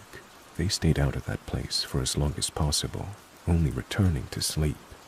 My brother said that the guy was weird, but he didn't think that anything horrible was going on. He probably doesn't clean up after his cats, he said. Cat food smells like that when it's left out too long. We saw the cats while we were there, so that was a possibility. But what struck me as odd was the fact that the cats were out and free roaming. One was even outside. My brother and sister-in-law had no other problems during their stay there, though. A couple of years later, I went back to visit my grandmother on my own. The long-haul trucker came over to her house, and after we'd all talked for a while, he brought up my brother's previous visit. "I just want to say sorry for how bad the house smelled back then," he said, "and I want you to know that it's all cleaned up now." This struck me as strange, because we hadn't talked about the smell at all. When I said that there was no need to apologize to me because I hadn't stayed there, he got upset. "No, it wasn't good," he said, "and I want you to see that it's all cleaned up now. You should come over and see it." I assured him that I believed that he really had cleaned up, and I didn't need to see it. He kept insisting that I go over to see it, though. My grandmother insisted on it too, so I went with the guy to see it. He continued to insist that I see every room in his house, and fawning over me. It just felt weird. His house was very clean, though, and the locks were gone. The cats were still there. Also, I should mention that this guy had also tried to entice my niece to go over to his house on another occasion. He kept telling her about his private gym and all the equipment he had over there. He kept saying, "You can ride on my exercise bike. You can ride it as much as you want." When I said that she was probably too little for his stationary bike because she was 8 years old and he was a large man, he said that he could adjust it. So I said that I was interested in seeing a stationary bike that could adjust like that. He said, "Oh, that's okay. You don't need to see it. My house is a mess anyway." Then he continued to ask my niece if she wanted to play on his exercise bike. When I called her mother's attention to this, the long-haul truckers stopped asking. My grandmother passed away years ago, and while I miss her dearly, I don't miss having to deal with that guy.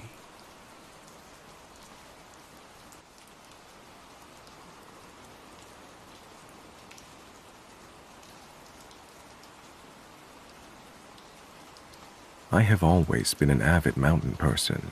When people say they go to the beach for vacation, I respect it, but I prefer the mountains 100%.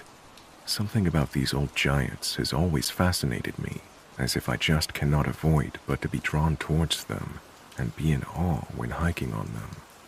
Over my short life, a 21-year-old student, I consider that I've seen a fair amount of mountain ranges in Europe, from the Alps in Switzerland to the Pyrenees in Spain, and from the Italian Dolomites to the Czech Stoloway Mountains. I have always hiked and camped outdoors a lot, with family and friends, but also by myself.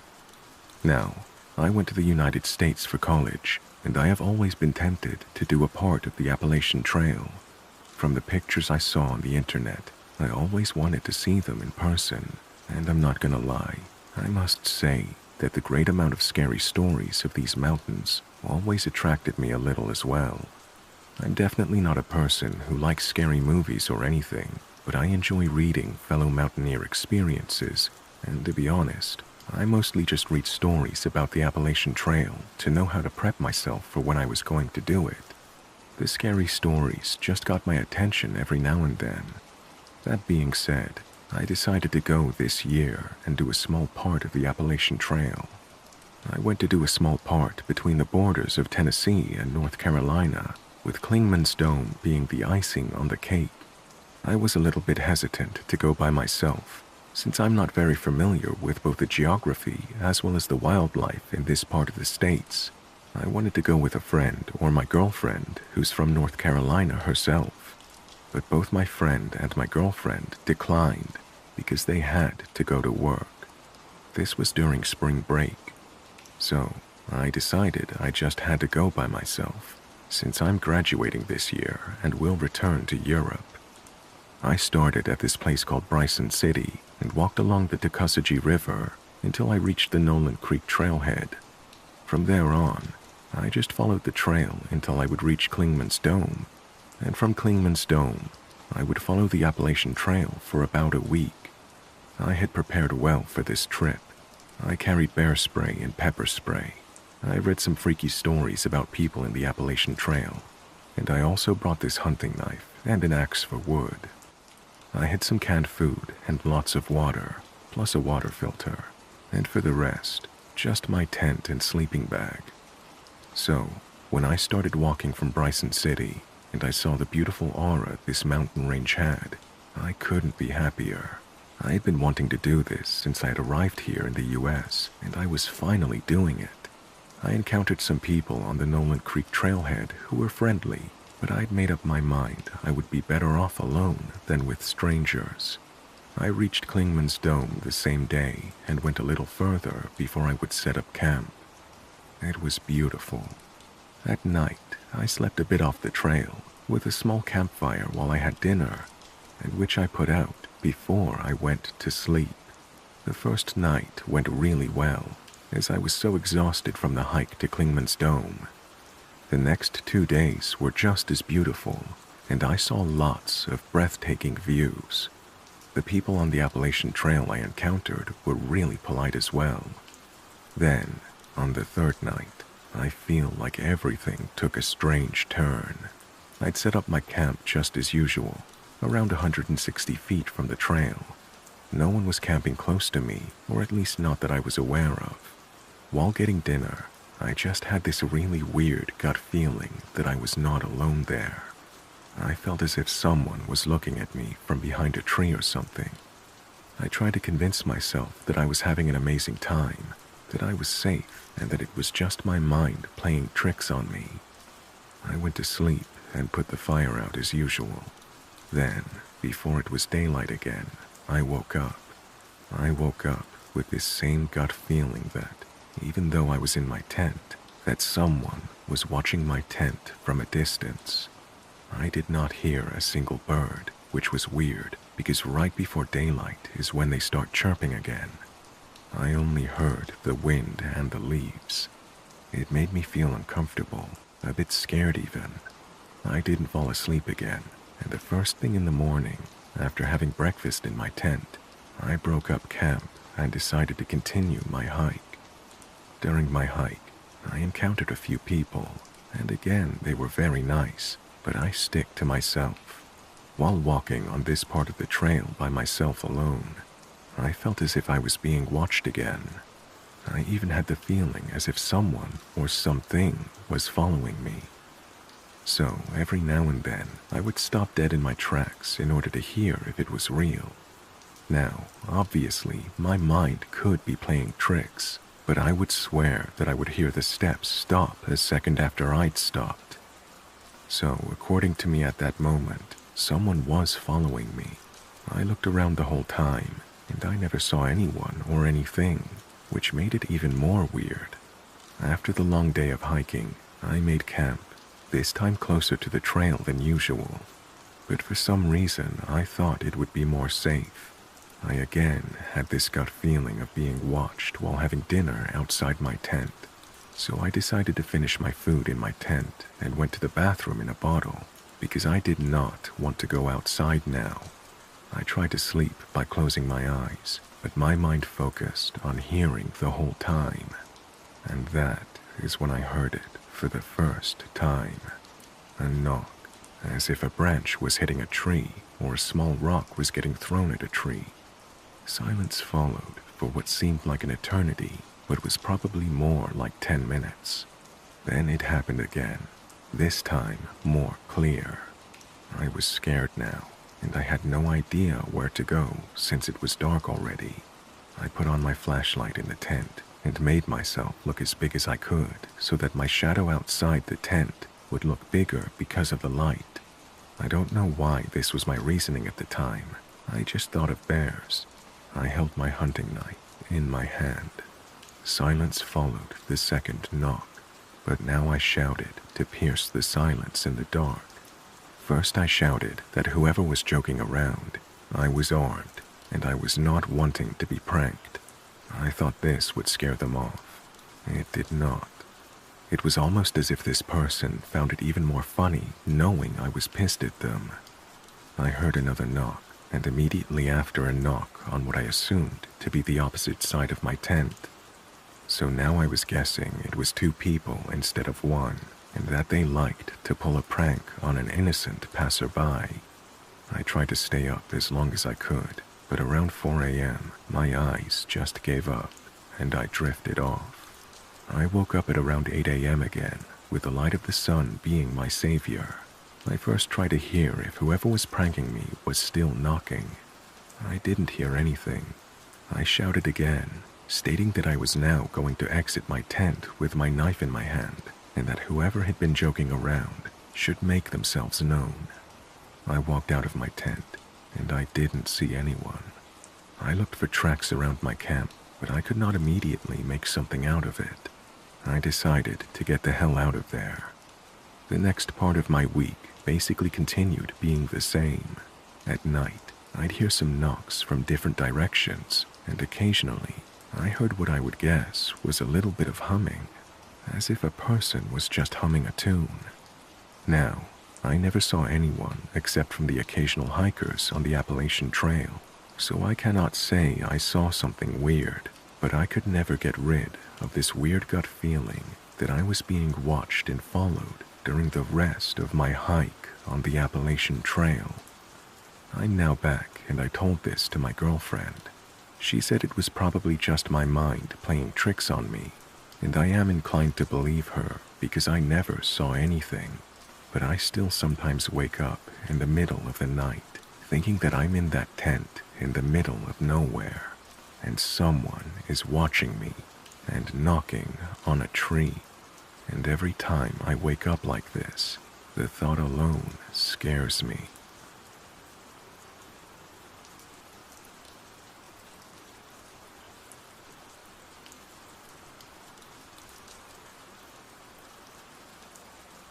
My girlfriend and I encountered something very strange this weekend. We trail run. It's sort of become our thing. Yesterday, we found a trailhead that was up towards the mountains, about 2 hours away from Seattle. Pretty remote. So we left early and got to the trailhead at 8 a.m. The trail was particularly difficult, steep enough that we found ourselves walking pretty often. In retrospect, we should have been surprised by what we saw next. Midway through our run, on a steep descent, we pass a lone hiker and think absolutely nothing about the encounter. Alone, maybe 65 to 70, and wearing all white. The clothes were modern, looked perfectly placed for today. Hiking pants, vest, hat. She had one hiking pole and a backpack, all white. Again, modern clothes. Didn't stand out as strange. We say hello, and she says nothing back. We were running, so there was nothing rude. We simply ran past her. We continue. It gets harder, but progress nearly 3 miles uphill. We get to a point where the trail becomes an overgrown forest road in a small clearing. At this point, the road begins to get very, very overgrown, so we crest a small ridge, and suddenly we see a hiker. It's been 30 minutes since we saw the older lady in white. Yet, here was a hiker with the same outfit. There were no forks in our trail. Yet, we'd swear this was the same person. But that would be impossible, right? The gravity of this didn't hit yet. So strangely we ran past her again. We ran a couple of feet in front at least, because at that point, the road was entirely bushes and not passable. So we turn around. We walked past her a last time. She says something like, "Seems like the trail ends here." It didn't feel eerie, yet, in retrospect, it was eerie. We ran back. Everything seemed normal until we reflected on why this lady was there. How would she have gotten there before us? How could she have even made it there at all? We just ran 5 miles uphill, steep terrain, and so did this 70-year-old lady. It's been a one-way path. There have been no other turns. The trail we were on at that point was completely overgrown, enough that we had to turn around. Why was she there? How did she get there? Was she the same lady? We ran back the same trail. We never ran into the first hiker.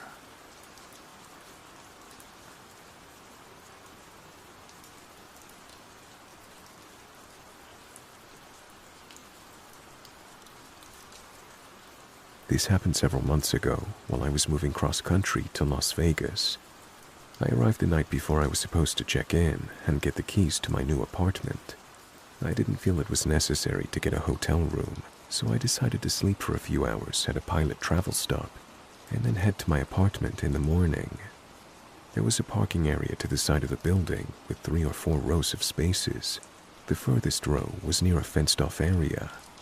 Most of the spots were filled with trucks and vans, likely other drivers who had also stopped to rest. I parked my car in the space closest to the main building, since it had the most light, and decided to get some rest. I'd been asleep in the driver's seat for about an hour when I was suddenly startled awake by the sound of someone walking near my door. I looked over and saw a guy starting to walk away. Then he turned around, saw that I was awake and looking at him. He then gave a little wave and started walking back to my car. He said, "Hey man, sorry to wake you, but my car won't start, and I was wondering if you could give me a jump." I was half awake and, for some reason, just kind of mumbled, "Sure, I guess." He replied, "Great, follow me around." This part was clearly a stupid decision on my part, but I'll continue nonetheless. So, I started my car and drove around to where he was walking. He led me to the far back row of the parking lot, in the back corner near the fence. At this point, I was starting to realize how shady the situation felt. I stopped my car about halfway down the road, thinking, just back up and drive off. This is dangerous. He saw that I'd stopped and started waving at me to pull forward. For some stupid reason, I did, but I kept my windows up and the doors locked. I also grabbed my phone and pepper spray from my carry bag on the passenger seat. As I pulled up, I saw an old, beat-up RV parked next to an even more beat-up pickup truck, which was filled with garbage in the bed. The truck was facing the fence, with the back toward the parking row where I was. The guy was standing near the front of the truck, waving jumper cables and signaling me to pull closer. The way the truck and RV were positioned, there was barely enough space for a car to squeeze between them. Suddenly, a woman stepped out of the RV and began signaling for me to pull up as well. At this point, I was completely suspicious and freaked out. I shouted out the window, "No, I'm not pulling in there. If the cables can't reach, you'll have to find someone else." She got angry and started screaming at me to pull up, and then the guy ran over to her, yelling at her to shut up and get back inside the RV. He then walked over to the driver's side of my car and said, "Just pull up closer to the truck so I can hook the cables up, and we'll be done." By that point, everything about the situation felt off, and I said, "No, I'm not going to be able to help with this." He gave me an irritated look and said, "Seriously, I've got to get to my mother's house. She's not feeling too well, you know." I replied, "I need to go," and started backing out of the parking area to leave the station. As I was pulling away, I saw the woman come back out of the RV and start shouting at the man, pointing toward my car. I couldn't tell what she was saying, but I got out of there quickly and found another location closer to the city to spend the rest of the night. I don't know if they genuinely needed help, or if it was a setup for something more dangerous, but I immediately regretted the decisions I made. It was clear the situation could have taken a very bad turn.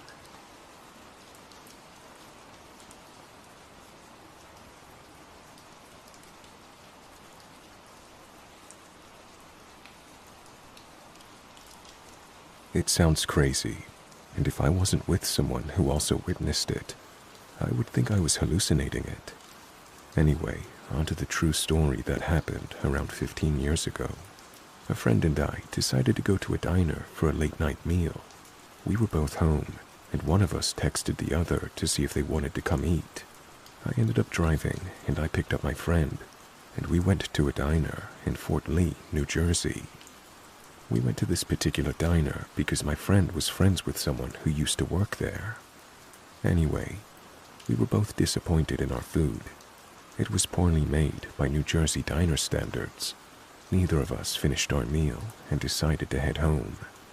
While driving, I got distracted by our conversation on how bad the food was and made the right turn too early. I turned into Route 4 and wanted Route 46 instead. Since we were in no rush, neither of us thought it was a big deal. I saw an exit to Grand Avenue, which is where we wanted to go from Route 46, so I took it. It didn't take us where we were expecting. I thought maybe if we kept driving, we would eventually pass through a part of Grand Avenue we recognized. We quickly realized we were in an odd place. I say this because we were driving in the woods. This part of New Jersey is right outside of New York City and is very developed. As we're driving, we see an abandoned car to the left of us. The car didn't look old or beat up. We were questioning why someone would leave their car there. Then suddenly we see a police car up ahead. I figured we would go to the officer and ask for directions, or at least find out where we were. As we approach the police car, we notice all the lights are on and the driver's side door was open. We saw no one around us and started seriously wondering what the fuck is going on. The road up ahead curves and the trees block our view of what's ahead. I see red light coming through the trees, and we figure we're close to civilization again. We finished the curve, and I realized that the red light is coming from the moon. This was no ordinary moon. It covered the entire sky. It was so close, you could see all the craters easily. They were filled with what appeared to be blood. Some of them appeared to be overflowing with blood, leading to rivers of blood. The best way I can describe this is to imagine a volcano spewing blood. I'm watching all this while driving in silence. I say to myself the food must have been drugged, or that I was having a mental breakdown. I tell myself I'm not going to mention what I'm seeing, drop my friend home, and then drive myself to the hospital. As I'm observing the bloody moon that appears so close that it will crash into Earth, I'm pondering what's wrong with me. After several minutes of silence, my friend says to me, "We're going to die."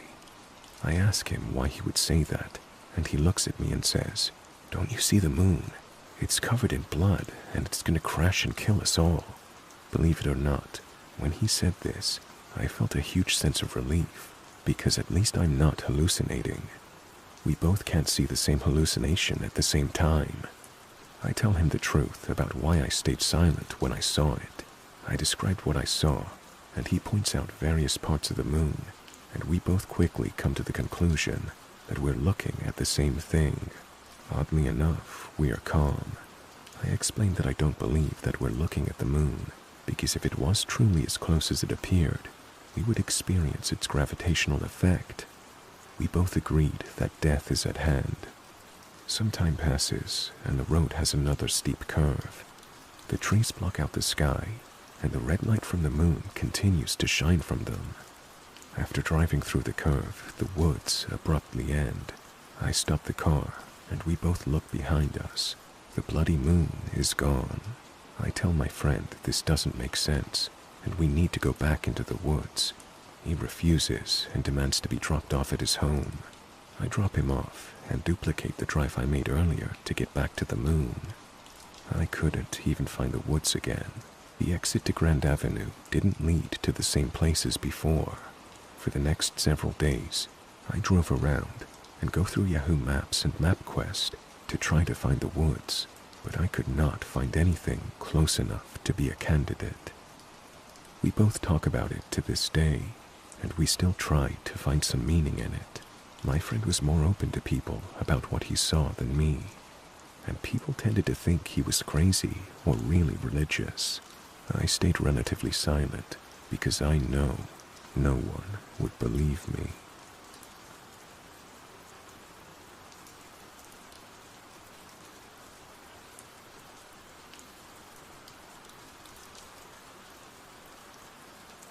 My husband and I have been on our wedding anniversary for over a week now. We have a camper in Cherokee, North Carolina that we've been staying in. We have an interest in abandoned things like towns and cemeteries. We decided that we would go visit Connor Cemetery near Couches Creek off of Newfound Gap Road, which is about 1.9 from the Oconaluftee Visitor Center. When we arrive to a pull-off close to where the trailhead is supposed to be, we get out and start walking towards the opening in the woods where there is a trail. The trail itself is visible, but you would have to be looking for it. We're walking in, heading towards where the cemetery is supposed to be. I'm in the front, looking down, checking for snakes and holes, and my husband is behind me. We paused for a second, and he said, "Babe, look at the statue." I start looking around and say where, and he points to the direction. What I was expecting was like an angel statue that you normally see in cemeteries. That is not what it was. I look further up the trail, and off to the side is what looks to be a 12 to 15-foot deer/elk statue. The statue looks like it was either made of wood or wrapped in leather hide and looked preserved. The problem is that nowhere online had it mentioned this statue or anything of the sort. It starts giving me this uneasy feeling because it had a strange face, and it was just a very weird place for something like that to be there. My husband then said that he did not like it at all, and that we should get going. As soon as he said that, we turned around and left as fast as possible. Once we got back to our car, I told him that it did not feel right at all. He agreed with me and said that he saw a deer-like face with no snout, and he thinks that it had blinked and that its right ear had moved, but not like a normal animal ear, but with a full 360 rotation. I told him what I saw was like an elk body with a camel mixed with an elk-like face. On the way back to our camper, I started thinking that I should have taken a picture of it, but unfortunately, I didn't think of that at the time. Once we were back at the camper, we started researching things, and we could not find where this was listed, and we weren't sure if this was even seen before. We decided to go back to a local Native American bookstore that we'd gone to previously, and we spoke to the older lady who runs it. We had explained what had happened, and she advised us to speak to the visitor center in the national park to see if anyone had something similar, or if they knew of any native stories of something similar. She had also said that sometimes the things choose for you to be the only ones to see it. We had thanked the lady and left back to our camper. Now here I am, typing this out, and thinking about what we could have possibly seen out there in the middle of the woods. If you have any information on this, could you please let me know? We will be going to the visitor center tomorrow, and most likely we'll be going back into the woods to see if it's still there or not.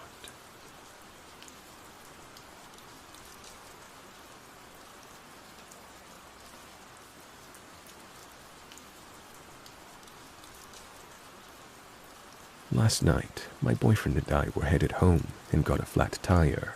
This was around midnight and we were on a highway, so we immediately got off at an exit in the middle of nowhere, and he got to changing the tire. It was dark. The only light we had were the headlights and our phones. I was very paranoid, and I kept telling my boyfriend I heard things and I feel weird because it was so lonely, but we shook it off with me just being paranoid. The whole time we were there, I felt so paranoid and anxious, but my boyfriend was trying to calm me down so he could just change the tire and leave. I was on the lookout with my flashlight the whole time. Finally, after 30 minutes of being out there, he was finished with the tire. He told me to put something up in the car, and as soon as I went back to him, he yelled at me to get the fuck in the car, and I immediately got in and was just in full panic mode. The whole car was moving from the trunk, and I just heard banging. I kept trying to look back and forth to see where my boyfriend was, and if I saw someone.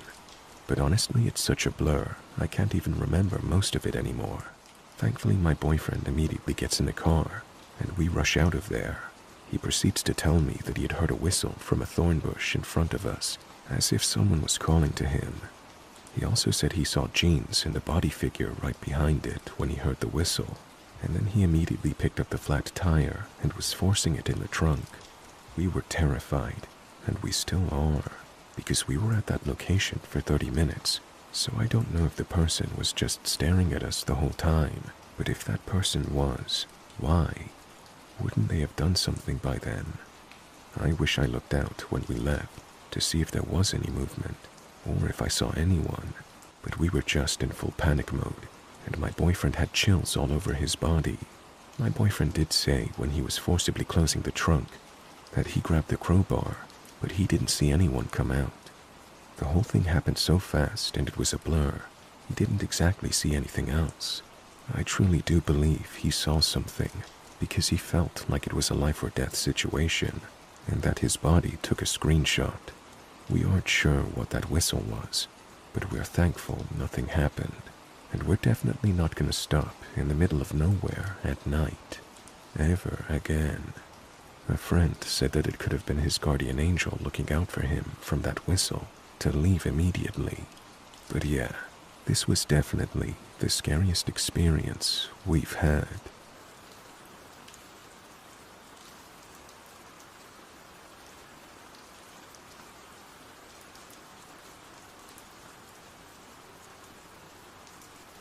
I'm not even sure why I'm writing this. Therapy didn't help. Talking to my mom just gets me a blank stare and don't talk about that stuff. I haven't been back to my hometown in 8 years, and I never will be again. My dad was the sheriff of a small county in western North Carolina for close to 25 years.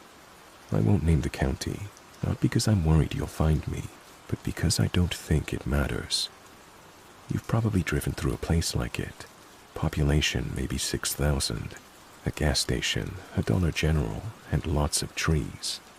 I grew up thinking my dad was the toughest, smartest man alive. The kind of guy who knew everybody by name, could walk into a room and settle a fight just by clearing his throat. He was fair, honest, and he never missed church unless he was on call.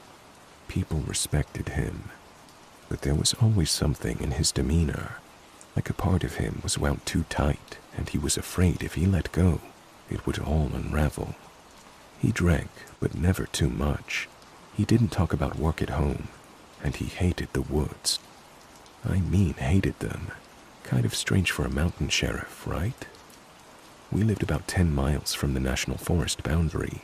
My friends and I would ride bikes up and down those back roads, daring each other to go into the woods after dark. You know, typical rural kid stuff. But if I was out past sundown, even a minute, my dad would come looking for me like the house was on fire. I got grounded for a week one time because I went squirrel hunting with a buddy without telling him. And it wasn't the grounding that scared me. It was the look on his face, like he thought I was already gone. He died in 2017. Heart attack. It was sudden and a shock. My mom found him in the garage, slumped over the riding mower like he just leaned in for a nap. He was only 61. At the funeral, my mom asked me to help go through his office just to clean up, maybe donate his old uniforms to the local museum. It was a weird, quiet couple of days. A lot of framed awards, a shoebox full of old keys he'd never labeled, guns of course, a folded flag, and a filing cabinet in the closet, padlocked shut. The key was in his desk drawer, taped underneath. Inside the cabinet were maybe a dozen manila folders, all labeled the same way, 3-letter initials and a date. No notes, no case files, just names like JDW 1982 and RMC 1997. Underneath the folders, stuffed in the bottom drawer, was a hand-drawn map. It was on old paper, folded like a road atlas, starting to soften where it had been folded and unfolded many times. My dad had drawn our whole county by hand. Every ridgeline, every creek bed, every old fire road, and scattered throughout the forest were red X's, maybe 30 or 40 of them. No labels, no explanation of what the X's meant. Some were way off in the backcountry, miles from anything. A few were weirdly close to the town limits. In the corner of the map, in faded black ink, were 7 words. They don't go missing, they go back. At first, I thought maybe it was a tracker for missing persons. That would have made sense, right? Dad was a cop. People go missing sometimes. Maybe he was keeping his own records off the books. But when I brought it up to my mom, her face went slack, like she'd aged 10 years in 10 seconds. She just said, "You need to burn that right now." I asked her why, and she just kept shaking her head and saying, "That was his burden, not yours." So I took the map and the folders and drove out to our fire pit, just down the hill from the house. I didn't even hesitate. I threw it all in. Everything but one folder I kept in my truck without really knowing why, and lit it up. The paper curled up fast, blackened, and turned to ash within seconds. All of it, except one thing. A small square of that old parchment, about the size of a business card, floated out of the fire and landed on my foot, completely untouched. It had a date written on it, April 12th, 1991, and below that, in my dad's blocky handwriting, AWR, my initials. I didn't sleep that night, not even a little. I kept telling myself it was a coincidence. Maybe Dad had meant someone else, a distant cousin, a stranger with the same initials. But that little square of paper didn't feel like a coincidence.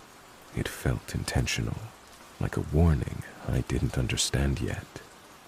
The folder I kept, stuck in the back seat of my truck, was labeled LST 2004. That name didn't ring a bell, but I figured I owed it to myself to at least look through it. There wasn't much in it. A newspaper clipping about a 12-year-old girl named Leah Taylor, who vanished while camping with her family near the forest boundary. A Xerox of a missing person flyer. A handwritten note in my dad's handwriting. Father swears he saw her standing in the woods a week later, smiling. Wouldn't come when called. And one photo. It was a Polaroid, faded, maybe taken at dusk. It showed the tree line just off one of the Forest Service roads, and between 2 trees, barely visible if you weren't looking for it, was a small, pale face, just peeking out. I can't say for sure if it was Leah. Hell, I can't say it was even human, but something about that face made me want to put the folder back in the fire and never speak of it again. Instead, I started digging. Over the next few weeks, I spent every night researching old missing person reports from the county. Some were obvious accidents, car wrecks, drownings, even a couple that were solved years later. But a few stuck out. They weren't just missing, they vanished under weird circumstances. A hunter who went out with friends and was last seen walking into the woods to pee. Never came back, no trace found. A teenager who supposedly ran away from home but left his wallet, keys, and shoes behind. His mom swears she saw him outside the kitchen window 6 months later, just standing by the tree line. A man who was found naked and disoriented in the woods after being missing for 3 days. He kept repeating the phrase, "I heard them whispering." All these cases happened near red X's on my dad's map. I didn't have the original anymore, but I remembered enough of the layout to cross-check it against Google Earth. The clusters lined up, near old logging roads, near caves, near places with no cell service and no reason to be out there, unless you were looking to disappear. And here's the kicker. None of these cases made it past the local news. No FBI, No national spotlight, no Dateline specials, just quietly dropped, forgotten, or explained away as hikers getting lost. But my dad had been tracking them for decades. This is where it started getting bad. One Sunday, about a month after the funeral, I went to our old church, mostly to be with my mom, who still attended every week. Same old wooden pews, same hymns, same awkward hugs from people who didn't know what to say. But after the service, I noticed someone I'd never seen before. A man, maybe late 50s, wearing a too-tight dress shirt and slacks that didn't match, balding with these pale, watery eyes. He didn't talk to anyone, just stood by the back doors, hands folded like he was waiting. When we made eye contact, he smiled, but it wasn't warm. It was knowing. After I helped my mom into her car, I turned back to look for him, and he was gone. Later that night, I found a note tucked under my windshield wiper. A torn piece of paper that said, "You're looking in the wrong direction. It's not where they go, it's when." By early summer, I couldn't sleep. I couldn't think about anything else. I was obsessed. I started going out to the forest roads near the X's I remembered, just to see if anything felt off. Most nights, nothing happened. But on June 12th, I drove out to an overgrown pull-off near an old firebreak road. One I remembered being near the center of the map, marked with 3 X's all within a half-mile. I parked, killed the engine, and waited. It was quiet. No birds, no crickets. Even the wind felt like it had stopped. I sat for about 45 minutes before I saw it. Movement, maybe 30 yards into the tree line. Not fast, just slow and deliberate. I turned on my flashlight and walked a few paces in. There was a figure, back turned, maybe 100 feet away. Too small to be an adult, wearing what looked like a white dress or nightgown. I called out, "Hello, are you okay?" The figure didn't move. I called again, nothing. Then I took one step forward, and it turned to face me. It wasn't a child. I don't know how to explain what I saw. It looked like a child at first, same height, same frame, but its face was too long. Its eyes were too far apart, and the way it stood, like it didn't understand how to use its body. It smiled, and then it ran, not away, but sideways, impossibly fast, deeper into the woods without making a single sound. I ran back to my truck, locked the doors, and peeled out of there so fast I nearly tore off my bumper. After that night, I stopped sleeping altogether. Even during the day, I couldn't shake the feeling that I was being watched, not by a person, more like the place itself was watching me. The woods weren't just quiet anymore. They were waiting. I tried telling myself it was a trick of the light, that my mind had finally snapped from stress. But deep down, I knew better. That thing I saw, it wasn't human. Or it was once, maybe. That's when I remembered the words from the map. They don't go missing, they go back. I kept turning that phrase over and over in my head. Go back to what? Back in time, back to something older, back to where they came from. And then I remembered the note left on my windshield at the church. It's not where they go, it's when. I started wondering, what if the people who disappeared weren't dead? What if they weren't taken by some cryptid or cult or serial killer? What if they went somewhere else? What if the forest wasn't a place? It was a door. A door that only opens under the right conditions. A door that wants you to come through, and once you do, you're not lost. You're back.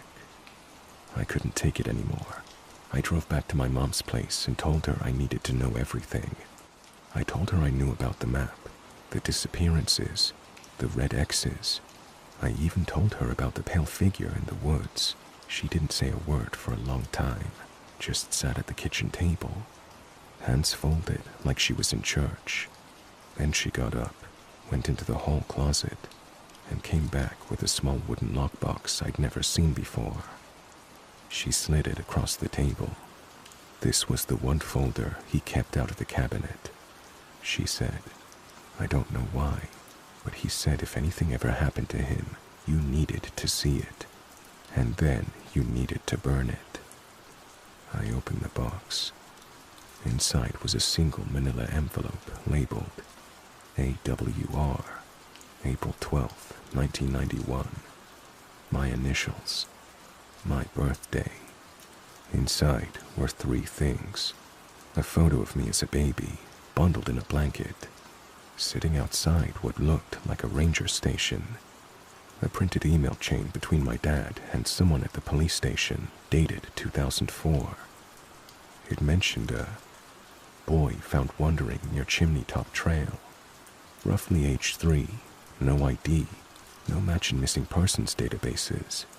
The state offered to quietly close the case and allow local custody due to family interest.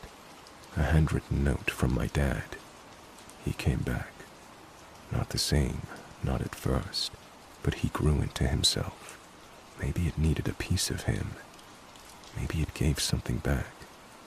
I don't know, but I couldn't leave him out there. He's my son. I sat there for what felt like hours, shaking, cold, because if I was found in the woods at 3 years old, where the hell was I before that? I don't know how much of this story you'll believe. If I read it a year ago, I'd think the person writing it was either unhinged or trying to sell a screenplay. But I'm telling you this because I can feel it happening again. Whatever it is, I dream about the woods every night now.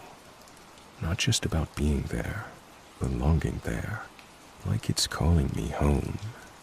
I see the trees swaying in rhythm, even when there's no wind. I hear faint voices when I leave the windows open.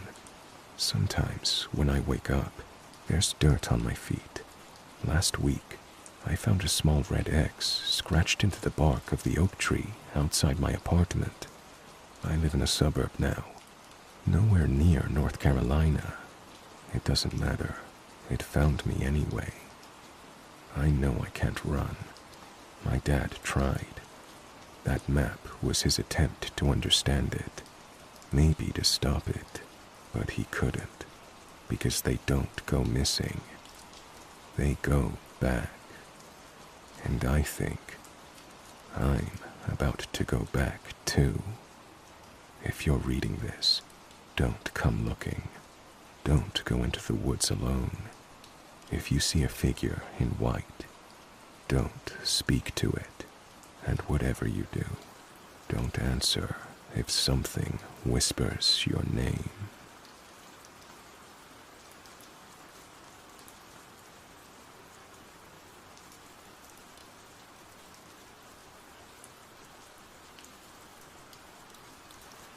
I hope you enjoyed that. Let me know in the comments what kind of scary stories most unnerve you. Don't forget to hit the like button and subscribe for more scary stories. Thanks for listening.